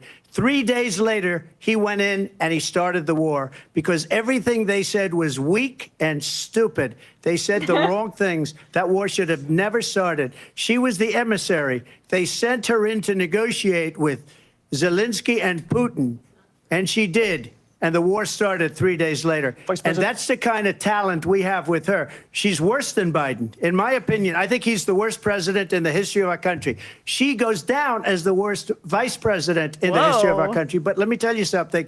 She is a horrible negotiator. They sent her in to negotiate. As soon as they left, Putin did the invasion. President Trump, thank you. You did bring up something. You said she went to negotiate with Vladimir Putin. Vice President Harris, have you ever met Vladimir Putin? Can you clarify tonight? Yet again, I said it at the beginning of this debate, you're going to hear a bunch of lies coming from this fellow. And that is another one. When I went to meet with President Zelensky, I've now met with him over 5 times. The reality is it has been about standing as America always should, as a leader upholding international rules and norms, as a leader who shows strength, understanding that the alliances we have around the world are dependent on our ability to look out for our friends and not favor our enemies because you adore strongmen instead of caring about democracy. And that is very much what is at stake here. The President of the United States is commander-in-chief. And the American people have a right to rely on a president who understands the significance of America's role and responsibility in terms of ensuring that there is stability and ensuring we stand up for our principles and not sell them for the benefit of personal flattery. We've talked about Ukraine and Vladimir Putin. I do want to talk about Afghanistan. It came up in the first hour of this debate. I want to move on to Afghanistan. Said Trump did the most amazing thing I've ever seen. He got these countries, the 28 countries at the time. Is he still talking about Orban? He said, I've never seen. He's the head of NATO. He said, I've never seen. For years, we were paying almost all of NATO. We were being ripped off by European nations, both on trade and on NATO. I got them to pay up by saying one of the statements you made before, if you don't pay, we're not going to protect you. Otherwise, we would have never gotten it. He said it was one of the most incredible jobs that he's ever seen done. I don't want to brag. I turn to Afghanistan. It came up in the first hour of the debate, and we witnessed a poignant moment today on Capitol Hill, honoring the soldiers who died in the chaotic withdrawal from Afghanistan. I do want to ask the Vice President, do you believe you bear any responsibility in the way that withdrawal played out? Well, I will tell you, I agreed with President Biden's decision to pull out of Afghanistan. 4 presidents said they would, and Joe Biden did. And as a result, America's taxpayers are not paying the $300 million a day we were paying for that endless war. And as of today, there is not one member of the United States military who is in active duty in a combat zone in any war zone around the world, the first time this century. But let's understand how we got to where we are. Donald Trump, when he was president, negotiated one of the weakest deals you can imagine. He calls himself a deal maker. Even his national security advisor said it was a weak, terrible deal. And here's how it went down. He bypassed the Afghan government. He negotiated directly with a terrorist organization called the Taliban. The negotiation involved the Taliban getting 5,000 Taliban terrorists released. And get this, and the president at the time invited the Taliban to Camp David, a place of storied significance for us as Americans, a place where we honor the importance of American diplomacy, where we invite and receive respected world leaders. I had forgotten about that, and actually. That was this former president, as president, invited them to Camp David because he does not appreciate the role and responsibility of the President of the United States to be commander-in-chief with a level of respect. And this gets back to the point of how he has consistently disparaged and demeaned members of our military, fallen soldiers, and the work that we must do to uphold the strength and the respect of the United States of America around the world. Vice President Harris, not just the Arlington, President too, Trump, but also the presidential you began the negotiations with the Taliban. So if you take a look at that period of time, the Taliban was killing our soldiers, a lot of them, with snipers. And I got involved with the Taliban because the Taliban was doing the killing. That's the fighting force within Afghanistan. They don't bother doing that because, you know, they deal with the wrong people all the time. but I got involved. And Abdul is the head of the Taliban. He is still the head of the Taliban. Abdullah. And I told Abdul, don't do it anymore. You do it anymore, Abdul, you're gonna have you're gonna problems. don't do And it he said, anymore. why do you send me a picture of my house? I said, you're gonna have to figure that out, Abdul. And for 18 months, we had nobody killed. We did have an agreement negotiated by Mike Pompeo. It was a very good agreement. Not me. The reason He did it. But anyway. Mike Pompeo did we my were getting out. We would have been out faster than them, but we wouldn't have lost the soldiers. We wouldn't have left many Americans behind, and we wouldn't have left $85 billion worth of brand new, beautiful military equipment behind. But she cares And more just to about than the finish, Americans. They blew it. The agreement said you have to do this, and they didn't do it.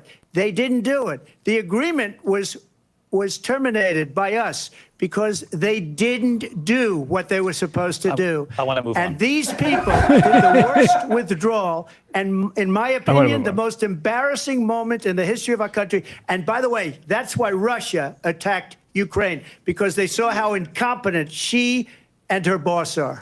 President Trump, thank you. Her boss is not I want to gonna move play on now well. to race and politics in this country. Mr. President, you recently said of Vice President Harris, quote, I didn't know she was black until a number of years ago. Let's go. When she happened to turn black, and now she wants to be known as black.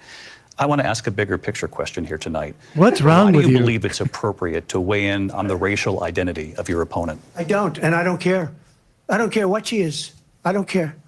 That's why I mentioned it You make a unprompted. big deal out of something. I couldn't care less. Whatever she wants to be is okay with me. But those were your words, so I'm I asking. don't know. I don't know. I mean, all I can say is I read where she was not black. It's a racist that she grandpa put getting out, caught. And I'll say that. And then I read that she was black, and that's okay. Either one was okay with me. That's up to her. That's up to her. Vice President Harris, your thoughts on this? Same old playbook. I think it's, I mean, honestly, I think it's a tragedy that we have someone who wants to be president who has consistently, over the course of his career, attempted to use race to divide the American people. You know, I do believe that the vast majority of us know that we have so much more in common than what separates us, and we don't want this kind of approach that is just constantly trying to divide us, and especially by race. And let's remember how Donald Trump started. He was land, he owned buildings, and he was investigated because he refused to rent property to black families.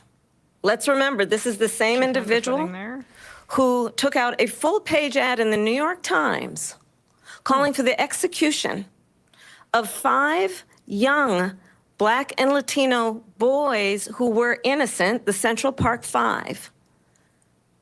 Took out a full-page ad calling for their execution. This is the same individual who spread birther lies about the first black president of the United States. And I think the American people want better than that, want better than this, want someone who understands, as I do, I travel our country. We see in each other a friend. We see in each other a neighbor. We don't want a leader who is constantly trying to have Americans point their fingers at each other.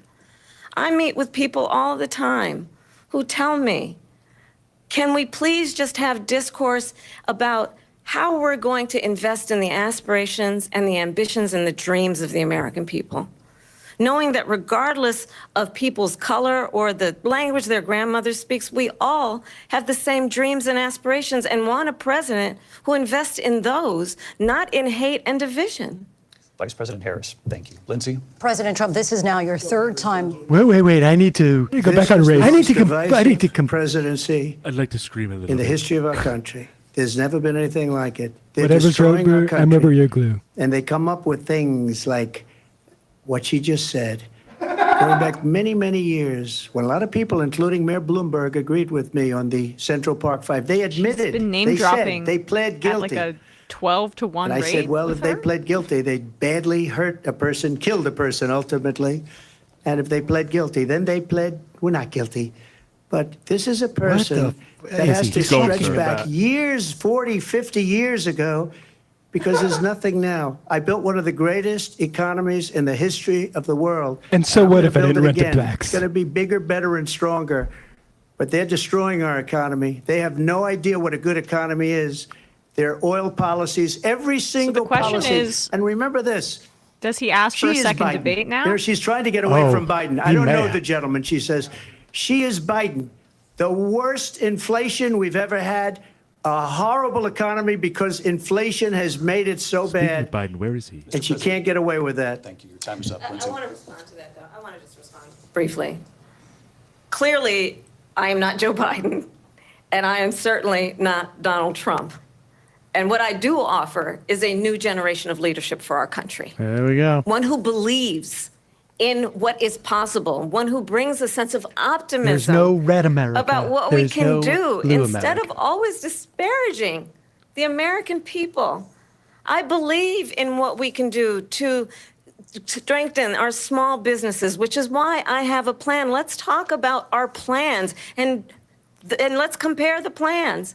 I have a plan to give startup businesses $50,000 tax deduction, to pursue their ambitions, their innovation, their ideas, their hard work. I have a plan, $6,000 for young families for the first year of your child's life, to help you in that most critical stage of your child's development. I have a plan Sort of that is Warren-esque, about isn't it? allowing people to be able to pursue what has been fleeting in terms of the American dream by offering a help with need to down show payment of competency. You need to show $25,000 down payment competency. assistance for first-time home buyers. That's the kind of conversation, I believe, David, that people really want tonight, as opposed to a conversation that is constantly about belittling and name-calling. Let's turn the page Vice President and move Harris, forward. thank you. Let's turn to policy. President Let's turn Trump, back we to have policy. to move on. President Trump. Let's turn to policy, She has please. a plan to defund the police. She has a plan to confiscate everybody's guns. She's a great cook. She has a She has a plan. plan to not allow fracking in Pennsylvania or anywhere else. Okay. That's what her plan is until just recently. I just need Lindsay, to go ahead. respond President because Trump, no, the President former Trump. president has No, said I'm something sorry. twice that I need to No, respond to. I'm sorry. We're I just going need to move on. respond Vice to President. I can make a what he has plan. said President Trump, this is multiple now times. your Yes. third time running for president. You have long vowed to repeal and replace the Affordable Care Act, She can let it also go. known as Obamacare. You have failed to accomplish that. You now say you're going to keep Obamacare, quote, unless we can do something much better. Last month, you said, quote, we're working on it. So tonight, He's 9 years John after you McCain. first started running, do you have a plan, and can you tell us what it is? Obamacare was lousy health care, always was. Oh. It's not very good today. And what I said, that if we come up with something, and we are working on things. Yes, but we're we gonna got- do it, and we're, gonna replace 3 it. weeks away. And Remember it's not this. Project I 2025. inherited Obamacare because Democrats wouldn't change it. They wouldn't vote for it. They were unanimous. They wouldn't vote to change it. If they would have done that, we would have had a much better plan than Obamacare. But the Democrats came up. They wouldn't vote for it. I had a choice to make when I was president. Do I save it and make it as good as it can be, never going to be great, or do I let it rot? And I felt I had an obligation, even though politically it would have been good to just let it rot and let it go away. I decided, and I told my people, the top people, and they're very good people. I have a lot of good people Can we in have this. some social I fired security her. How about some and names? Medicare We talk read about soon, the bad please? ones. We had some real bad ones, too, and so do they. They have really bad ones. The difference is they don't get rid of them. But let me just Tangential explain. thinking. I had a choice to make. Do I save it and make it as good as it can be, or do I let it rot? And I saved it. I did the right thing. But it's still never going to be great, and it's too expensive for people. And what we will do is we're looking at different plans. If we can come up with a plan that's going to cost our people, our population, less money and be better health care than Obamacare, then I would absolutely do it. But until then, I'd run it as good as it can be run. So just a yes or no, you still do not have a plan. I have concepts of a plan. I'm not president. Why we need But to take that as a drop. I've said we that come before. up with something, I would only change it if we come up with something that's better and less expensive. And there are concepts and options we have to do And that. specifications. And you'll be hearing about it in the not too distant future. Oh, President yes. Harris, in 2017, you supported Bernie Sanders' proposal to do away with private insurance and create a government-run healthcare system. 2 years later, you proposed a plan that included a private insurance option. What is your plan I today? didn't mean any Well, of first that. of all, I absolutely support, and over the last 4 years as vice president, private healthcare options. But What we need to do is maintain and grow the Affordable Care Act. But I'll get to that, Lindsay. I just need to respond to a previous point that the former president has made. I've made very clear my position on fracking. And then this business about taking everyone's guns away. Tim Walz and I are both gun owners. We're not taking anybody's guns away. So stop with the continuous lying about this stuff. Roll up on As it relates to the Affordable Care Act, understand, just look at the history to know where people stand. When Donald Trump was president, 60 times he tried to get rid of the Affordable Care Act. 60 times. I was a senator at the time when I will never forget the early morning hours when it was up for a vote in the United States Senate.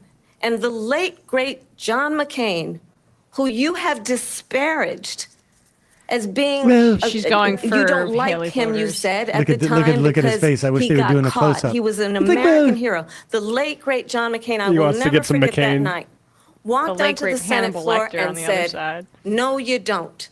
No, you don't. No, you don't get rid of the Affordable Care Act. You have no plan.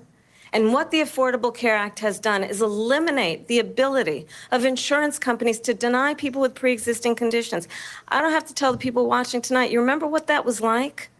Remember when an insurance company could deny if a child had asthma? See, this is if the someone was a patient breast protection cancer part, survivor, not the Affordable if a Care grandparent had part. diabetes? So, And thankfully, look up the bill's as name. I've been vice president and we, over the last 4 years, have strengthened the Affordable Care Act, we have allowed for the first time Medicare to negotiate drug prices on behalf of you, the American people. Donald Trump said he was going to allow Medicare to negotiate drug prices. He never did. We did. And now we have capped the cost of insulin at $35 a month. Since I've been vice president, we have capped the cost of prescription medication for seniors at $2,000 a year. And when I am president, we will do that for all people, understanding that the value I bring to this is that access to health care should be a right and not just a privilege of those who can afford it. And the plan has to be to strengthen the Affordable Care Act, not get If rid it's of genuinely a right, money in terms would of where not, Donald Trump stands on that. I want to move to an issue that's important for a She lot made a of mistake. What does she mean by strengthening? Number one, John McCain fought Obamacare for 10 years. But it wasn't only him. It were all of the Democrats that kept it going. And you know what?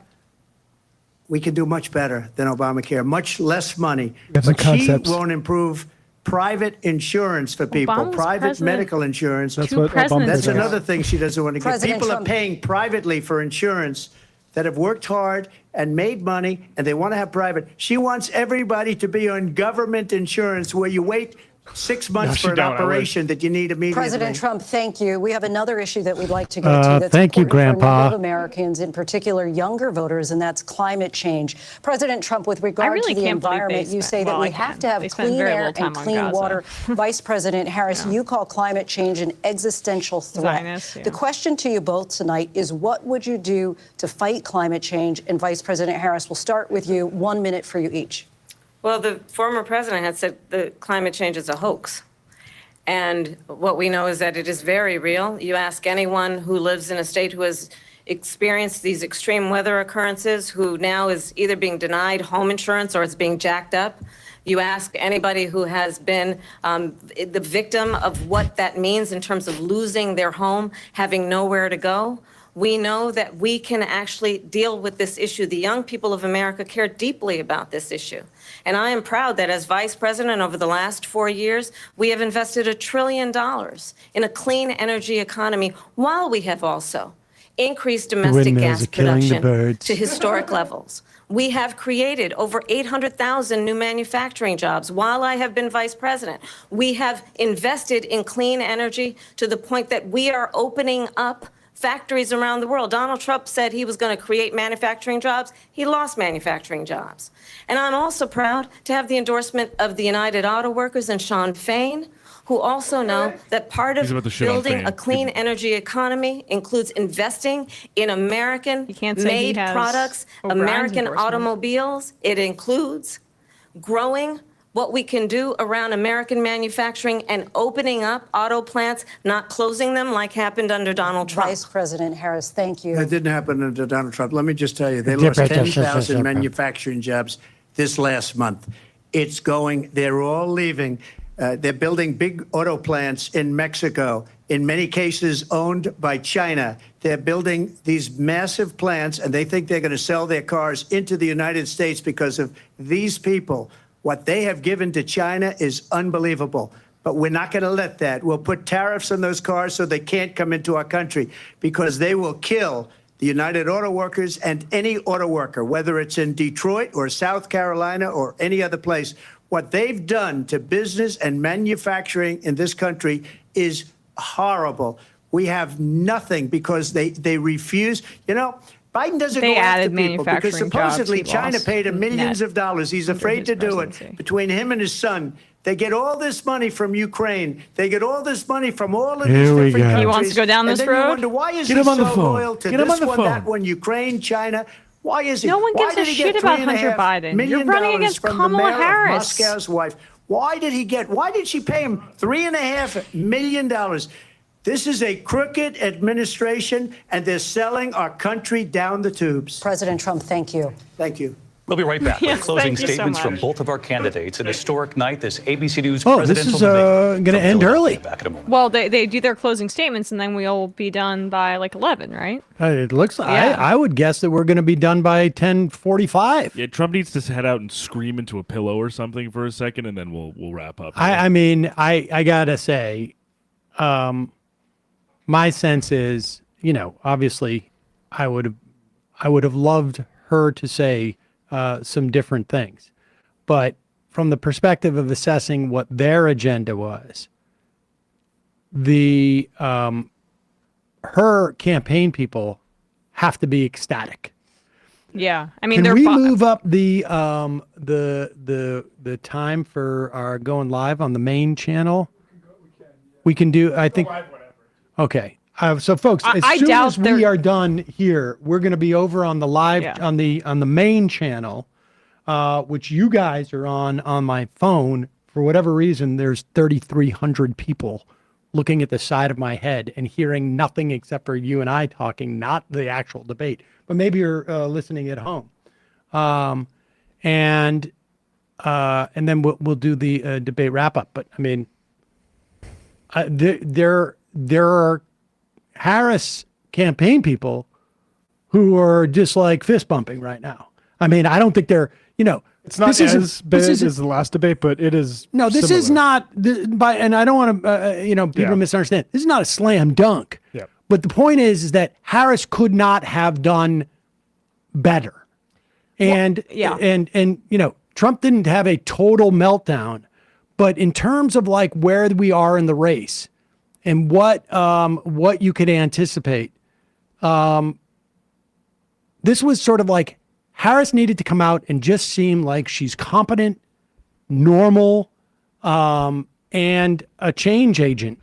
And I don't know how it's received, but in terms of her executing it, that's what she did. We were right about Harris and how she'd be so much better than Joe Biden this entire time. Right. Oh my God! Like, I mean, honestly, this time in the last debate, I thought that was we were all jump out the catatonic. window. Yeah. No, I'm like, oh well, Trump's the president. Yeah, I'll save mine now. I want to digest it like with their closing statements here a little bit, and then I don't think that we can rule out a slam dunk in this situation. I mean, it's pretty resounding. I always contend at the end of debates that like I can't really fully assess because it's really not targeted towards us. Like, you know, I don't. But we're acknowledging the fact that even the rhetoric that we're saying, like the stuff about, you know, I don't know, the China hawkishness. That's not my politics. But do I think that plays? It's the Democratic Party's politics, and she's way better at elaborating it than Joe Biden was. Right. Exactly. But even stuff like her, like, let's all get along. Why are we dividing? Why can't we don't want to go back? I mean, like, frankly, like, look, I don't think we can all get along. We have to crush them. But I understand that, you know. But that's what but this is also a display of partisanship. Have we heard bipartisanship from her one time? No, except actually, the word no. Bill. Actually, that is the interesting thing, and that's a great point. All of her, where Obama said there's no red America, blue America, she didn't talk about a political divide. Mm-hmm. She was talking about more of like a social divide. She was like getting underneath the politics. And that I think is really a good point. Like she didn't say, well, I'm bipartisan. She just said like neighbor to neighbor. It's Tim Walz. I was just going to say, which is what Walz says. But she picked Walz, right? Yeah. Yeah. I mean, Walz crucially says the thing about we don't want to be at Thanksgiving having these upsetting conversations. It is political in nature. It's just not. Mind your own damn business. Politics are better.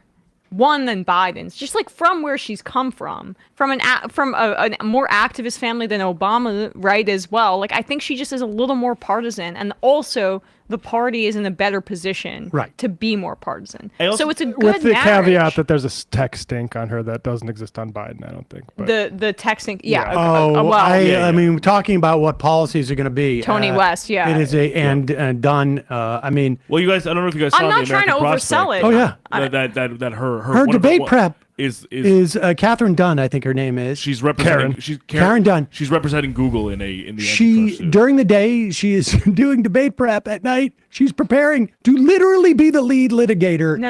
I'm not saying Google she's case. Bernie Sanders, but do I think that maybe like slightly? I think she's better than Biden from her record. Welcome back tonight. The time has come for closing statements, and Vice President Harris, we begin with you. These two, I say, did a good job. So I think you've heard tonight two very different visions for our country. One that is focused on the future. Yep. And the other that is focused on the past. Bingo. And an attempt to take us backward. But we're not going back. And I do believe that the American people know we all have so much more in common than what separates us. And we can chart a new way forward. And a vision of that includes having a plan, understanding the aspirations, the dreams, the hopes, the ambition of the American people, which is why I intend to create an opportunity economy, investing in small businesses, in new families, in what we can do around protecting seniors, what we can do that is about giving hardworking folks a break and bringing down the cost of living. I believe in what we can do together that is about sustaining America's standing in the world and ensuring that we have the respect that we so rightly deserve, including respecting our military and ensuring we have the most lethal fighting force in the world. I will be a president that will protect our fundamental rights and freedoms, including the right of a woman to make decisions about her own body and not have her government tell her what to do. I'll tell you, I started my career as a prosecutor. I was a DA, I was an attorney general, a United States senator, and now vice president. I've only had one client, the people. And I'll tell you, as a prosecutor, I never asked a victim or a witness, are you a Republican or a Democrat? The only thing I ever asked them, are you okay? And that's the kind of president we need right now. Someone who cares about you and is not putting themselves first. I intend to be a president for all Americans and focus on what we can do over the next 10 and 20 years to build back up our country by investing right now in you, the American people. Vice President Harris, thank you. President Trump? So she just started by saying she's going to do this, she's going to do that, she's going to do all these wonderful things. Why hasn't she done it? Bro, you were also the president. 3.5 years. They've had 3.5 years to fix the border. They've had 3.5 years to create jobs and all the things. You were in for talked 4 about. and they kicked you out. Why hasn't she done it? She should leave right now, go down to that beautiful White House, go to the Capitol, get everyone together and do the things you want to do, but you haven't done it and you won't do it because you believe in things that the American people don't believe in. You believe in things like we're not going to frack. We're not going to take fossil fuel. We're not going to do things that are going to make this country strong, whether you like it or not. Germany tried that, and within 1 year, they were back to building normal energy plants. We're not ready for it. Wait. We can't sacrifice our country for the sake of bad vision. But I just ask one simple question. We'll switch to Fox News and then just go live with Fox News. You think that they won't crack down? We're a nation that's in serious decline. Okay. We're being laughed at Nobody all cares over the about world. the, all over the I world, wanna they're hear what left. they I have know to the say. leaders very well. They're coming to So see just me. be immediately They call ready me. We're laughed at all over the world. They don't understand what happened to us as a nation. We're not a leader. We don't have any idea what's going on. We And have Viktor wars Orban going said on in the embrace Middle Trump. East. We have wars going on with Russia and Ukraine. We're going to end up in a third world war, and it'll be a war like no other because of nuclear weapons, the power of weaponry. Like really Tim I Pool rebuilt stuff. our entire military. She gave a lot of it away to the Taliban. She gave it to Afghanistan. What these people have done to our country, and maybe Take our toughest of all, military, is allowing Afghanistan. millions of people to come into our country. Many of them are criminals, and they're destroying our country. The worst president, the worst vice president in the history of our country. President Trump, thank you. Thank and you. that is our ABC News presidential debate. From Okay, here in switch it Philadelphia over at to the National Fox News. Constitution Folks, Center. we're heading right now to our main channel. I'm going to end this side thing. Thank you for hanging out. I don't know why you did, but I'm going to shut down I'll figure it out in a second. We're heading over to youtube.com/Sam Seder. Join us there right now. Yep. Oh. Well, we're signing off, and then we'll go right there. And I just ended my stream. So we should be live on the main feed now. I'm going to cut the old one.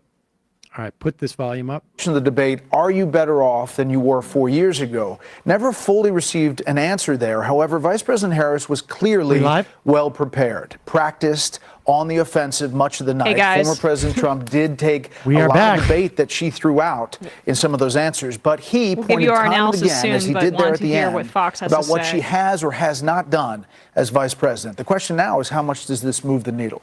Yeah, I mean, it has to be said that she was really never held to the fire.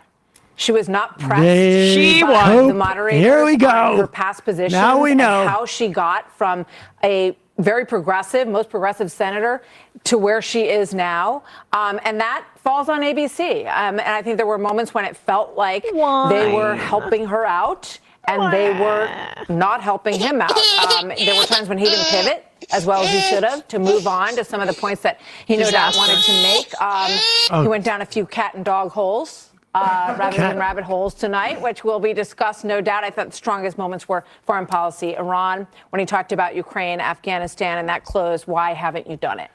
Okay, let's go around the horn. Wow, there you go. I mean, Well, I thought the ABC was single question that needed to be answered tonight was, Madam Vice President, why have you changed your position? Give us your thoughts on why you changed your position, not just on the small handful of issues that were raised by the moderators, but on a range of other issues.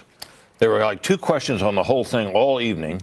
She never had to account for her changes. Never. Jeez, they can't She even said she'd mention. go down the list. She never really. She never did.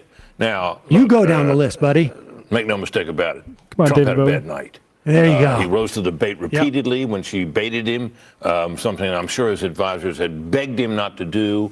Reportedly. You know, in the first debate when Biden attacked him, he just kept his cool and kept going. Well, it's 'cause Biden was like, in this debate, he got rose lost. to the bait, and we heard so many of the old grievances that we'd long thought that Trump had learned were not winners politically. These are your And there they tears. all were, talking about how he didn't lose the election and all that. I mean, my sense is that she came out of this in pretty good shape. Now, how long this will last and is anybody's guess. But for tonight, at least, this was pretty much her night. You're saying she had a good night. I'm saying she certainly did. Sean Hannity is in the spin room. I'll tell you what Sean Hannity say. I didn't disagree with that. I think the president did great.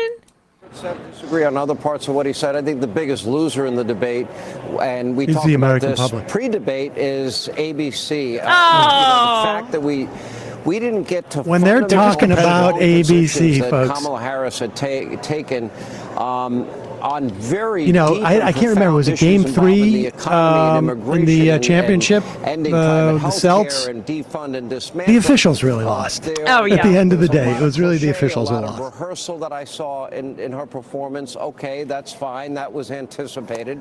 There were a lot of lies that she told about abortion, about Project 2025, about gun confiscation, and that was Tulsi Gabbard, good job, incidentally. Thank you. And Matt Deep, Gaetz. deep I need more state. policy time. We're now 50 She days in, played the long game. She should make a The whole career out of arc. this. Tomorrow she comes out in full support of Kamala Harris. It's time for the yoga surfer to come in from the cold. In fact, that we don't know if She still supports, free housing, health care, education, and God, I wish she would. God, I still don't know if she's for the good things. She pretends to like something. After an hour and a half debate. That's what's Does she incredible. still Is support they don't even make her account for the Turn good this- stuff. Yeah, go ahead. Turn this down just a little bit. I will say this: like when they went after Reverend Wright with Barack Obama, that is when people like myself were like, "Oh, this guy could be good. This guy could be good." Now it turned out I actually believe Barack Obama when he said I actually never sat in any of those pews. I now believe that. But when Reverend Wright stuff came out, the right thought like, "Oh, this is the thing that's going to kill him." And all I know is for me, it was like, "Hey, man, this guy could be good." Right. But all right, we can. I think we get a sense that they're not happy with how Trump. They are definitely. They are freaking out a little bit. There is no doubt about it. Let's see a little bit. Let's go to Harold Ford Jr. Harold, your Ford. takeaway from tonight. Maybe. So I agree with Britt. This what has to be thought of by supporters of Donald Trump and people in that campaign as a disappointment. June 27th, we talked about before, was a different kind of collapse for Joe Biden. In some ways, this has to be thought of as a collapse. Well, in some I don't ways. think they're going to reaction replace from Trump, Republican though. friends. The two common things were train wreck, and he needs this to end. These are people who support him, and I think will continue to support him. Train wreck, and he needs this to I said end. about Joe Biden that night That's that he seemed amazing. all over the place. He seemed unprepared and unorganized. I get the sense. I think ABC, the moderators, could have done a better job. But it's almost like if you're in a basketball game and you go up against playing a team that's taller than you, you don't complain at the end of the game. They're taller than us. We knew that before. He's used to people piling on him. He just didn't seem like he was ready. If you're a voter watching tonight, I was reminded of the great Dennis Green, the former coach of the Vikings, who said, Apparently, "They are who we according thought to they were." Matt And Donald Iglesias, Trump tonight was that guy. he doesn't think the head of the Taliban's name is Abdul. It's just like it's like almost like Close enough, whatever it is. Okay, look, we know what I meant. It was Abdul. The guy who had the Quickie Mart's name is Apu. It was Apu. It was. In the soul of the country, then you have to be willing Right. to It do was those things. Rahman. Finally, she was tenacious. Okay, so should we give our clarity about the future of the country. He was a little too gloomy, analysis of I this, thought, or and do you when want to asked, hear I more saw of around this? I think we should hear more of a Harold Ford Jr. Well, I'm curious what happens when we get to the other, like the right winger. Well, if we get to 11 p.m. You've been president before. When we get to 11 p.m., we'll definitely turn it off. No, I know. Well, I'm just curious if they're going to go to. They're not going to go to a different show, right? Or are they just doing the spin room stuff until? But they have other people. Harris campaign, Brian Fallon, just sending out, "That was fun. Let's do it again in October." To that point, Fox has officially invited both campaigns to a debate in October. We have sent a formal invitation, as we had before. Oh, somebody said, "Give us Jimmy Dore, please." I wonder what Jimmy Dore is saying about this. Fox News. This is bad for Trump because October. now they We can't hope they accuse her take of it up. hiding Seems like the because she American just people would love another publicly waxed opportunity him. to see these candidates. It's been such a short window, and they deserve That's as many awesome opportunities that they as come possible. We out certainly hope in the that next they will take second. us up on that. Jesse, your thoughts? Oh, here we go. I don't think the American people are watching and thinking any of these people won. This was rough. This was pretty intense at times. She started off shaky. He's drunk. She regained her footing. Drunk. But Definitely I thought drunk. she was going to come out with some of these We've memorable been drinking, lines. but we're not. All the memorable Jesse Waters, lines so. were from Donald Trump. Run, spot, run. I'm speaking. Does that sound familiar? Wake Joe Yeah, Biden Jesse, we up caught at 4 that. o'clock in the afternoon and go get him to sign this thing to close the border. He I looks took a absolutely bullet because you crazy. said I was a threat to democracy. And they're eating the pets. You know, you watch this thing, if you're a Democrat, you're like, oh, she did a great job. She was much more forceful than Joe Biden. If you're a Republican, you look at this and you're like, that's Donald Trump. He had some moments where you were like, oh my God, where are we going with this? But with the And real then he just issue had is, some what great if you knockouts. are in the middle? And so this race just got tighter. That's Meaning, probably true. We're no, gonna see what exactly it was that tight looks like. before. We are just He getting is started on our messed up. analysis. A That pivotal dude is night in the drunk, 2024 or he is campaign. wasted. Our coverage continues right after this very short. Look, I've gotten wasted on too many of these broadcasts not to be able to see it. Wet as waters. Exactly. There's a reason why we call them waters. Who should we check out? I mean, MSNBC is going to be glazing, but I guess CNN, right? We could look at CNN. Well, honestly, I'm curious what Jimmy Dore is saying right now a little bit. What's that? They're reading IMs. Oh yeah, honestly, Steph is reading IMs. Oh, is that what's going on? Okay, yeah, there we go. We could read some IMs. Majority Report just made her point with that closing argument. Thank you guys for listening to that orange clown not make me stab my eyes. Got my tickets for the MR November election day. Woo! Go to a main network. I never watch cable news. And certainly anything he faced in 2020 has figured out what no one else figured out how to do. Certainly Marco Rubio didn't figure it out by going after little hands. He debased himself, as many have. I want to show just some key moments. Oh, they're saying where that she triggered needled him. Donald Trump. Yeah. This is true. On the most sort of obvious, basic things that we all know he has said, we all know are weak points, to devastating effect. Let's just. Oh my, devastating effect. Let's talk about what Donald Trump left us. Donald Trump left us the worst unemployment since the Great Depression. Donald Trump left us the worst public health epidemic in a century. Donald Trump left us the worst attack on our democracy since the Civil War. What the Wharton School has said is Donald Trump's plan would actually explode the deficit. I'm going to actually do something really unusual, and I'm going to invite you to attend one of Donald Trump's rallies, because it's a really interesting thing to watch. You will see during the course of his rallies, he talks about fictional characters like Hannibal Lecter. He will talk about windmills cause cancer. And what you will also notice is that people start leaving his rallies early out of exhaustion and boredom. And I will tell you, the one thing you will not hear him talk about is you. If you want to really know the inside track on who the former president is, if he didn't make it clear already, just ask people who have worked with him.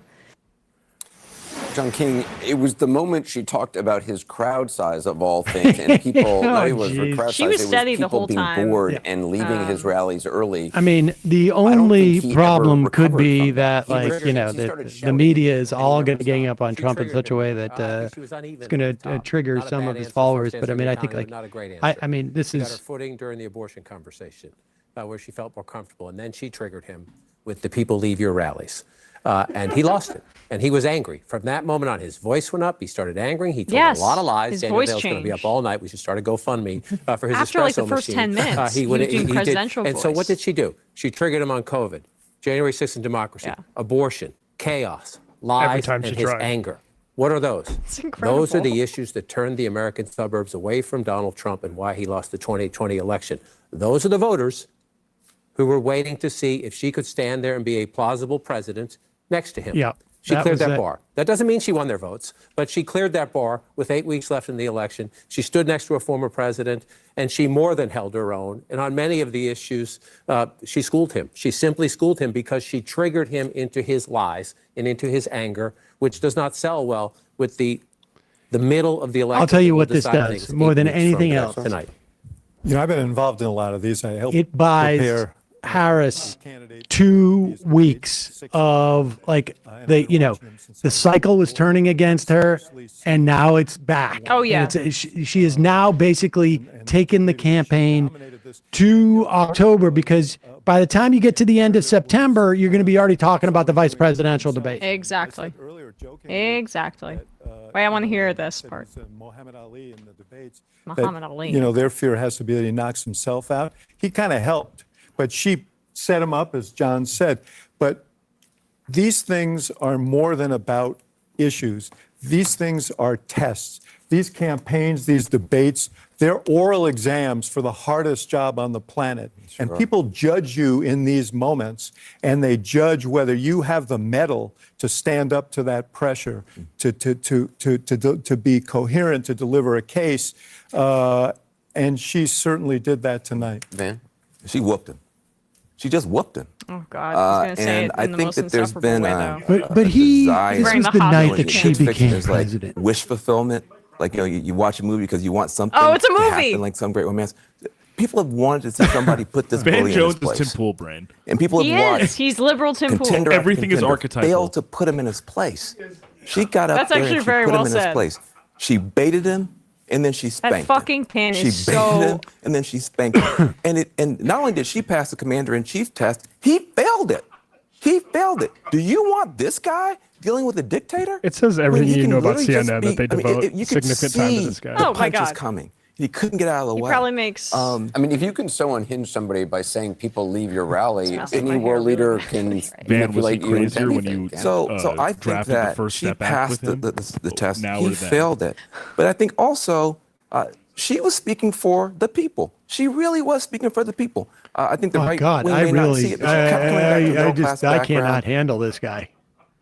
I know. I like this guy. Try to encourage people with posts and try to, Help them. help them if I can. I mean, this is what's. This woman's kind of smart. Yeah, Can we let's put listen. her on? Unpredictable. I've been And it watching turned cable out she news could use the recently. Mad Libs of triggers of everything he's ever talked about or been bothered by and use them in a formula that was to first talk about an attack line he might have said to her, take a topic she was weak on, and follow it up with a trigger for him, and then watch him spin himself in circles trying to defend it. And at the start of this conversation, at the start of the night, we talked about who's going to look like an incumbent versus who's going to look like a challenger. And I think she made herself look like the challenger to a person She's and making your really point, kind Sam. of ran through his She looked own like the words. challenger. I mean, you know him well. I mean, even on the immigration question, she quickly Haba? turned it and I know she just totally looks like her. Alyssa Farragut. emasculated him and got him discombobulated. She dismantled him and made it that on the issues he should be the She's never strongest on. Incidentally, border this is security, CNN. On the economy. MSNBC, He ended they up are relitigating probably his like rallies and talking crying about tears his of joy. policies. Yeah, I mean, she put apoplectic. debate out there and he took it. They're doing a And I'm telethon hearing to from raise other money. candidates from the perspective of, okay, if you're a Trump viewer at home, what are you thinking? Sitting I'm so Republican glad she lawmakers didn't do who Mr. President, objectively I'm think speaking. She won the debate, Honestly. but also that the mask is starting I to think slip they with were Donald Trump. like I think That she this knew is that the she man who didn't want projects to do himself that as in this strong, instance. as in Like command.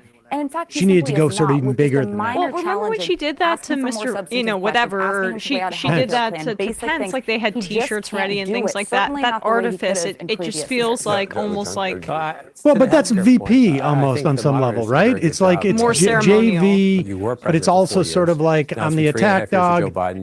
This she had to, sort of like come off as presidential, which is the big question. I mean, the guy put this down just a little bit.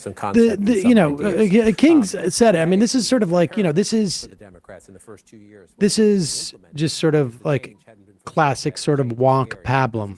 But we're at that stage of the campaign now where the people who are making their assessment of these candidates are doing it on the most ridiculous of metrics.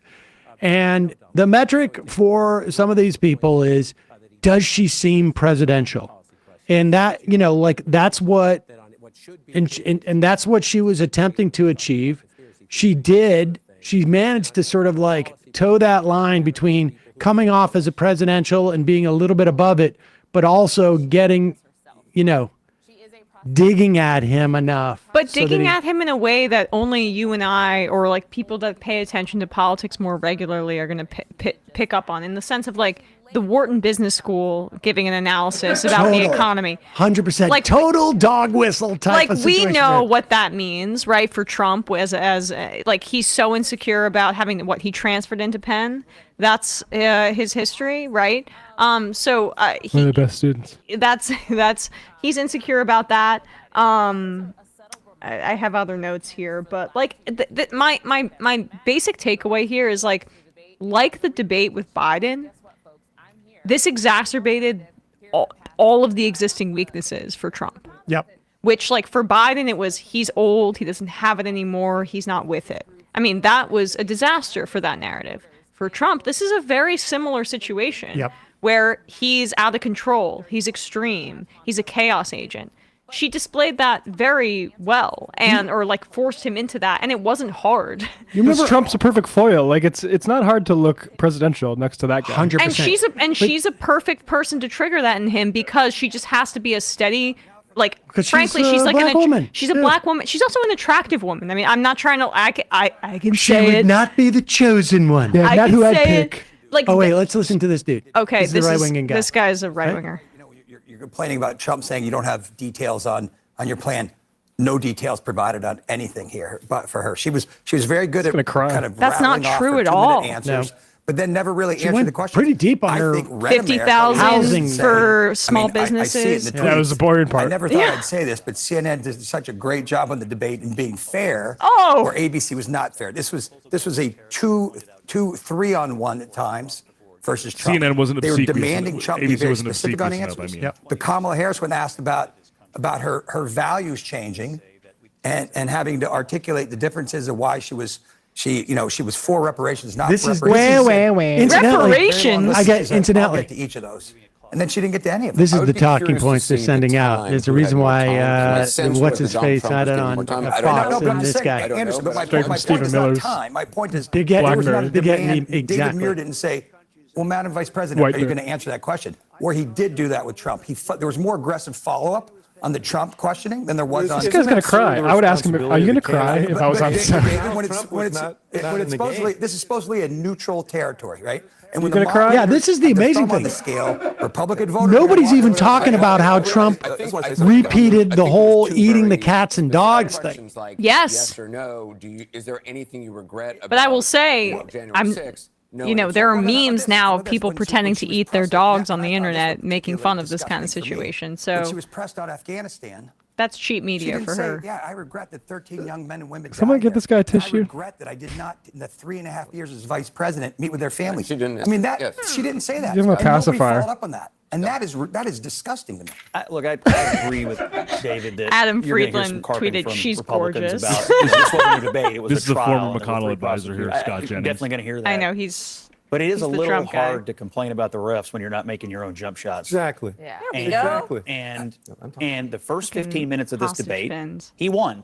The questions were on the economy. Well, he had used the it same right. basketball He had it metaphor right that on I did. inflation, even on the A little hard to tariff complain question, about the I think refs. he had There it you go. And Right. then, He's watching. inexplicably, Thanks, on Scott. immigration, that's where she derailed him. And from that point forward, she basically dictated the flow. Now, in the closing statements, when he said, "You've been there for 3.5 years, why haven't you done it?" That really should have permeated. That's his best argument. It really should have permeated everything. She peppered all of her answers with, "I have a plan, I have a plan." He should have retorted every time, "You've been there 3.5 years." That seems like the only thing they worked out in advance, like Yeah. that he had sort of in his mind, okay, this is something we're going to say. But look, she Oh, did not Taylor put a lot of Swift meat on the endorsement bones. I just agree dropped. She passed the competency Is that test. real? She did tell some of her seems own like it. lies. She And posted she on left Instagram. some things out there, but overall, sure, she dictated yeah. the flow. I want to go to Caitlin Collins in the debate spin room. With Oh take it. God, these Republicans I'm in are the so spin depressed. room. I'll take it. Yeah, thanks, Anderson. I'm here, and it is timely given we are Speak out, like, talking with the about Pennsylvania Palestine governor, on Josh Chapel Fair, about how Roan. Taylor Swift just came out and endorsed Kamala Harris. I know that you were claiming Taylor Swift is one of Pennsylvania's own. Oh, I'm sure you love But her, you're you watching insufferable this debate. You were twins. just watching it. What were your main takeaways of how Vice President Harris did coming into this? Because there were big questions about how she would fare on that debate stage. You know, Caitlin, I think we spoke a few weeks ago, and I expressed to you that I was a little bit worried the American people had a little bit of brain fog about Donald Trump. They didn't remember the chaos when he was in office. Yeah, this is I what think they were Kamala doing. Harris wiped out that brain fog and reminded people of the chaos of Donald Trump, reminded them that he ripped away people's fundamental freedoms, particularly the freedom for millions of women across this country to just make decisions. Walls is on over their own bodies. MSNBC She right now. reminded them that here in Pennsylvania, he wants Yeah, to take let's away health check it care out. from 1.2. Far Twain, the left has Taylor, but we still have Voight and Kid Rock, baby. And Ted Nugent. You know, we're going to see if this has an impact, but what it's really going to do. Anything other than a pillow guy support his insane rhetoric around this. But look, this I'm is interested in dangerous. this. 140 police officers were hurt No. and some were killed. This has caused issues across this country. The campaign, we're ready for this. We know it's going to be a tough race. We know that he's not going to probably concede. That's why I say once again to Americans, get out there, get engaged, make sure that we're doing everything necessary. And I'm going to give a huge thank you to those election workers, folks like my mom who's been a poll watcher watcher for years. Folks that are on the Republican, Democrats, independents, who do the hard work of democracy for no money, they're being put at risk by the recklessness of Donald Trump, because he can't, at nearly 80 years old, do something that my fourth graders, when I taught them, did. When you lose a game, you go shake hands and you congratulate the other person. And you move Is on. Matt out We're in crying? this together. The This guy folksiness cares is nothing just about like the democracy. just He cares nothing unbelievable. about the American people. Only He Matt cares knows how to about how to like himself and just himself like only. absorb So, this without. again, We're used to the appreciate saccharine the stuff. moderators calling him out on this, re-questioning him on it, making it clear that he's not. I mean, I wrong. have to But admit, look, like, if I was this like guy in is a threat. room with This Tim is gonna Walz be and he a wasn't close Tim Walz, election. I'd We just be know like, it oh, comes down to jeez, the dude, battleground states. please. So for all the listeners out there, we need you. We need you to get engaged. We need you to send How do you? How are you this a message earnest? to this. And I just I came know. a few minutes ago from talking with Mesa Mayor Giles, a Republican, who says I'm a strong Republican. I don't agree with all of your positions, but you are standing in the breach of democracy. Donald Trump is a threat to that, and he proudly stood there with he and his family. That's the type of things we need Americans to do across this country. Kamala Harris is going to be So that he president occasionally for miss- all Did you of us. send out a You don't have notice agree to with people every that were on policy, this? Okay. But it's very clear. He occasionally She trusts misspeaks, this but I'm gonna democracy. like She take puts his the gaffes Constitution of above like everything earnestness else. over He doesn't. Biden's, which I'm gonna Walz? get the opportunity Yeah. to have Oh, a without debate a with doubt. someone like who's as on a the stage, conduit because to Mike Pence sure Congress, isn't, like if because you he want to was give willing to put make the Harris Constitution Obama in above this instance, Donald Trump. So Walz we get with to his continue this politics versus conversation over the next Biden, 56 who was days, like with but it's his absolutely his critical deep people connections know to what the threat is. NatSec Governor Walz, like I want to ask you side about, of the your prep Senate. for that debate That with I'm JD just, I Vance, prefer coming Walz up, any day of the while week. we have been talking, Turn this somebody down just just a handed little me bit. something. Taylor and I'm going Swift. to do sort of a not very TV thing, and I'm going to read it to you. She gets credit for doing the bare minimum. In totality. I'm going to read you the whole thing because It's Taylor I Swift. don't think you know about this, Yeah. but this was just posted online by a woman you might have heard of whose name is Taylor Swift. Oh my God. I'm truly Are they really going talking about? to kill myself. I understand it's annoying, but people. We knew this was going on during the Super Bowl. It was so obvious. The fix is in. Telegraphed. The Pentagon's plan. She is going to. And the stances these candidates take on the topics that matter to you the most. As a voter, I make sure to watch They're and really read everything putting I can Walz about to their the proposed fire. policies and plans for this country. How are you going to react to Recently, I was Taylor made aware Swift? that Putting the AI screws of on him. Me, quote me, falsely endorsing Donald Trump's presidential run was posted to his site. It really conjured up my fears around AI and the dangers of spreading misinformation. It brought me to the conclusion. Well, we want to be a that I leader need in to be very AI. Well, Kamala's the wrong my candidate, actual actually. plans for this election as a voter. The simplest way to combat misinformation is with the truth. Then she says, quote, I will I'm be looking casting forward my to vote for Kamala MSNBC Harris and coverage Tim of like Walz in the 2024 a presidential non-white election. female artist I'm voting endorsing for Kamala Harris Kamala because Harris. she We'll see fights how for that the goes. rights and causes I believe need a warrior to champion them. I think she wish is a steady-handed, I gifted knew leader, and I anything believe about we can Taylor accomplish Swift so to much be more able in to this country if we're contextualize led this. by But honestly, She's like the not Jeff chaos. Bezos of so music, heartened so and she has. impressed I know you by her don't like selection her. of No, I running don't. I mates don't and like Walz white turn down the volume. feminism, and I don't LGBTQ+ like rights, this IVF, like. Bradley, we woman's turn right this to her down just a own little body bit. Bradley's for sitting there with a decades. key. I've done What did you do? Break the bourbon bottle? I tried to take it off, and then the cap came off, but not the cork. I also want to say, especially to I think we got a wrench around here for that, or pliers.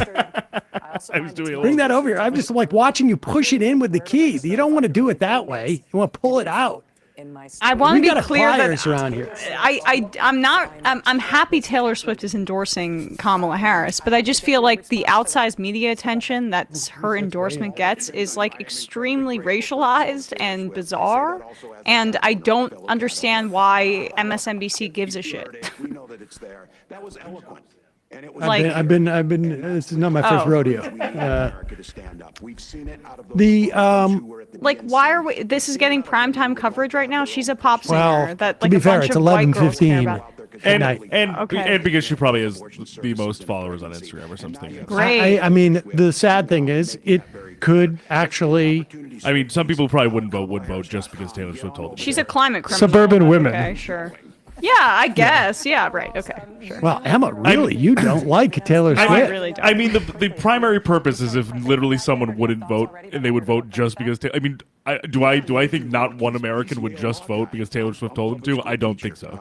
I think multiple Americans would vote just because Taylor Swift told them to. Well, she decided to become a Democrat in 2018 or 2016, but after she rode 10 to 15 years of white supremacists talking about her as the ideal for a public woman, Which she didn't invite. Turn this down a little bit. I mean, she didn't dispel it. See, I can't even engage in this argument because honestly, I had no idea who she was until the whole I shouldn't engage in it at all because I'm not going to blame in her trouble regardless. I'm not going to blame her Yeah. for white supremacists talking about her.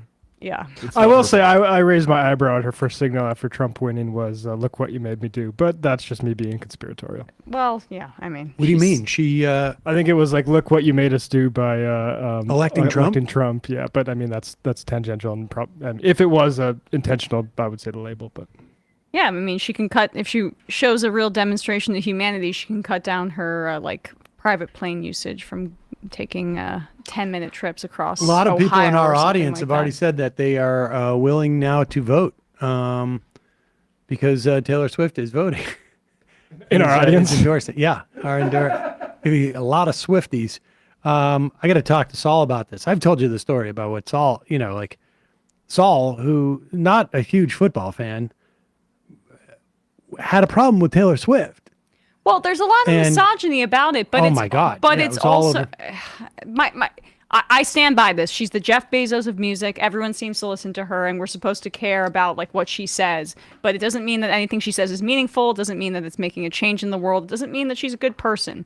And it doesn't mean that her past lack of activism when there were other pop stars who were way more vocal about gay rights in that time period Madonna. or racism. She never engaged in that until it was profitable for her. So I don't really care. I am just And there's a fascinated whole- by there's a whole depth. I agree with most of what anger Emma's towards saying, but Taylor Swift. Emma's Taylor hating is actually it's one of the most legendary things about Emma's hating capabilities. I have a deep. It's honestly remarkable. I feel like there might be a story off, off off air that you're going to tell us about Taylor Swift because this seems personal. Tom No. Brady, Russell Wilson, Taylor Swift, probably top 3. That's up Not there. in that order. I wouldn't even say. Yeah, I just want to get off this now. I don't like white feminism. I'm just giving you shit. I don't like white feminism, and I think she's the exact personification of it. But yeah, go on. Let's not watch Walls anymore. Okay. I'm less interested in this. I'm more interested in. I mean, look. Here is there are two sort of elements about a debate, broadly speaking, just generally. One is, does it move any voters? The debate itself. And I think rarely does that happen. The debate itself, does someone watch the debate and go I'm now voting for Harris? I mean, yes, or Trump for that matter. You'll see people in focus groups, and it might in the margins. But what it also does is it creates a narrative. And there is sort of right now, the weird thing about this election is because Harris, there's no backlog, there's no pre-existing narrative with Harris. It's tough to create events that feed into it. So we're going to see the right keep doing. Haitians are eating cats and dogs in this town. They're going to go through this. This is going to backfire over the next couple of days. I mean, if the Harris campaign is smart and it's sort of the Democratic apparatus is smart, they're going to hammer them over this cats and dogs thing with the Haitians. Because what they want to do is basically take the oxygen out of the next thing that they're going to do, which is some Chinese immigrant, or we found an ISIS flag on the Rio Grande, or whatever it is. This is going to cement Harris in the press. The press, they function like a pack of dogs. Mm-hmm. And Caesar, what's that guy's name? Caesar Alam, the dog whisperer, has basically said to the dogs, we're going this way, and that's going to last for a couple of weeks. And that's going to influence all of the press coverage. And there's no, it's hard to imagine what events between now and the election are going to change things. Like, you don't have this simmering investigation of Kamala Harris like you had Clinton. Like, what's the October surprise going to be? Yeah. It's conceivable that the Gaza protests will increase because of Joe Biden was disgusting in responding to the killing of an American citizen by pretending it's an accident. Everybody knows it wasn't an accident. We have eyewitnesses who say it wasn't an accident. But you could see from this debate, the mainstream of this country thinks it's one of 15 issues. You can also say that's in part because of what the media decides to cover, right? Oh, without a doubt. They followed up 3 or 4 times on Ukraine.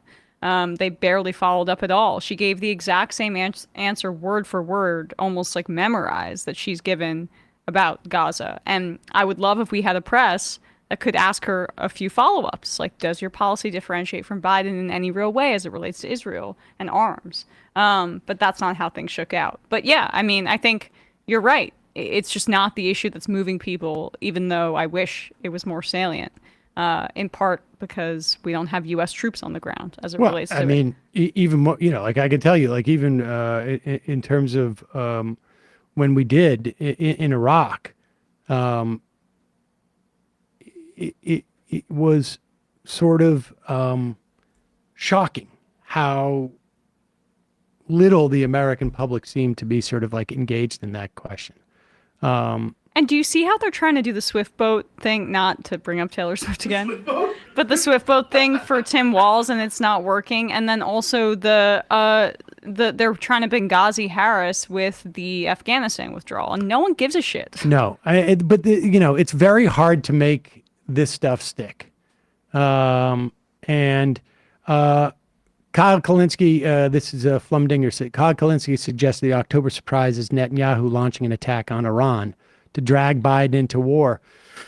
That's why she's saying that stuff about Iran. I think that is definitely possible, but I think that's more I think that's going to be more important to Netanyahu than it is in the context of this election. I think one of the things that Harris projected tonight, or Trump failed to, make the case that she is not capable of dealing with our enemies, which is a big, getting into a war. I'm not suggesting that Iran is, that we should, be viewing things in that way. But I'm just saying that this is the American politics that we have. And one of the things that Trump should have done if he was an actual candidate was to try and make it seem like she's not capable of being commander-in-chief. The words commander-in-chief, I don't even think they came up. No.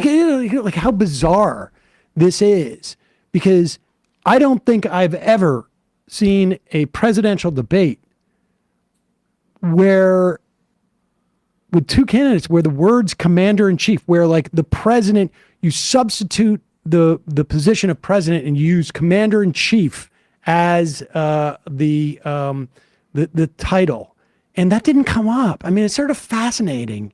It's such a weird. He couldn't do election. it. He could have done. No. He could have hit her on in subtle sexist ways about her ability to be the Kamala-in-chief, commander-in-chief, right? But he wasn't even able to get there We because need you to be Kamala of the country.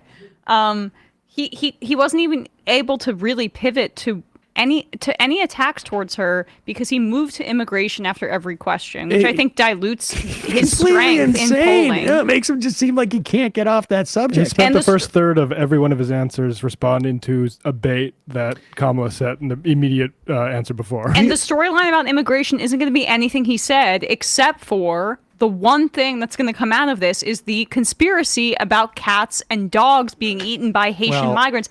I will say I've now gotten 3 texts from family members about this. It's apparently all over the internet. People are making memes about it. This is going to be the storyline because that's his biggest strength in terms of just like raw polling.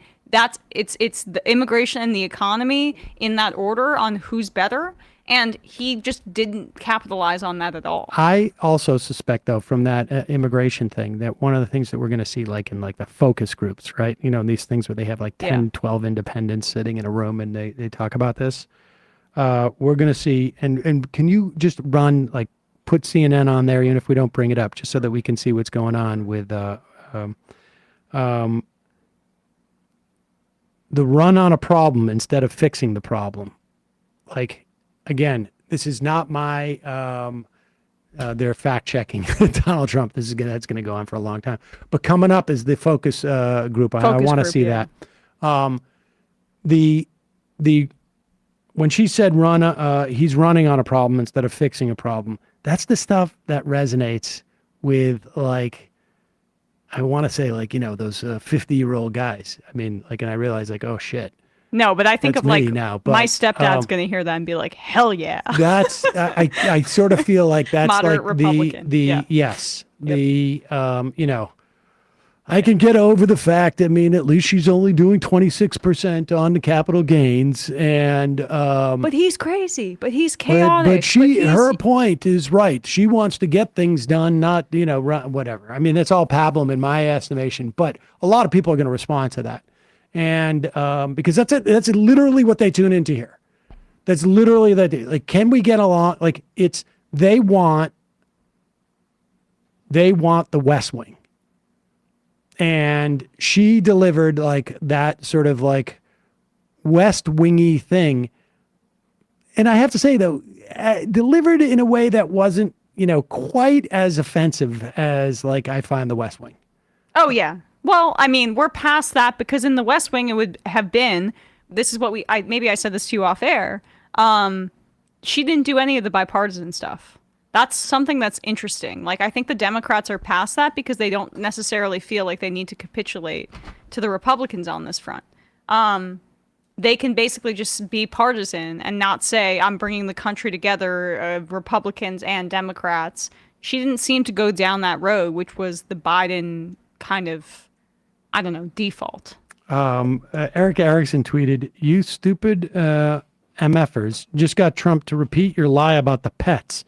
Congrats on setting the news stories tomorrow by lying so Trump picks it up and says stupid shit." When he says stupid MFers, it means neo-Nazis who originated the claim. Yes, I pulled that clip for tomorrow. We can watch that. Here is the Federalist is citing a police report about Haitians killing geese. They have exclusive audio and police reports of Haitian goose hunting in Ohio. Chris Rufo, thanks, bro. No, we'll see. Goose hunting. I mean, assimilating to America. Like literally every presidential candidate. Like, I just have visions of John Kerry going out there with his stupid ass shotgun and his LL Bean jacket to prove that he's a real man because he's bird hunting. I mean, it's like the elite version. You've been hunting on the king's land, sir. The king owns that goose, I swear. Dick Cheney, during his re-election, literally shot a guy in the face when they were bird hunting. Wait, so can we get back to the original tweet about what he was talking about there? He says that there is Oh my God. So someone on Twitter alerted me to this. There's apparently a UK right-wing conspiracy theory that Polish migrants were killing the king or the queen's swans. Have you? This is like a version of what they were getting, essentially, like here in back to CNN. Maybe, or we can go back to CNN. But this is like they've been copying the right in this country what the UK has been doing as it relates to trans people. I wouldn't be shocked if they're picking up on like their migrant insanity as well. Hunting is for elites in the UK, so that would make sense. But I do like how in the UK version, like there's that weird royal worship that's embedded in how that. How dare as well. you harvest an animal without the king's permission? Speaking of Polish, that reminded me of her citing the 800,000 Polish voters in Pennsylvania, which I thought was sort of fascinating because I I wonder. I'm really curious about that because she mentioned Trump using undocumented Polish labor to build Trump Tower next. Well, but this is like she did that in the context of Russia, and implying there is Russian expansionist tendencies, which I think is certainly arguable since they just invaded Ukraine. But I would imagine if I'm in Poland too, I'm very sensitive to that. And I wonder if so self-consciously saying that, right? Like you would think if I'm Polish and I have sensitivities to that, I pick up on this in the conversation. But I wonder if it doesn't sort of like enhance that intensity of like someone who is Polish who thinks like, oh, wait, yeah, maybe I should be paying attention to that. In other states, you mean maybe? No, in Pennsylvania. In that too. Well, I mean, Pennsylvania is, this is the bottom line. I agree. Pennsylvania is the entire election now because you see the numbers coming out of places like North Carolina and Nevada and Georgia. If she gets Pennsylvania, there becomes like literally 4 other scenarios in which you can win. Pennsylvania plus, Michigan, Wisconsin, Pennsylvania, Nevada, North Carolina, and Arizona. Pennsylvania, there ends up being like a multiple of things if she gets Pennsylvania. So like so much of what her campaign is, the fracking thing, like she only addressed fracking. Right? Like in terms in that of the list of flip-flops. the flip-flops. That's all she said. I'm going to address everything that you have to say. And then she just addressed fracking and then pivoted to Donald Trump. Yeah. Yep.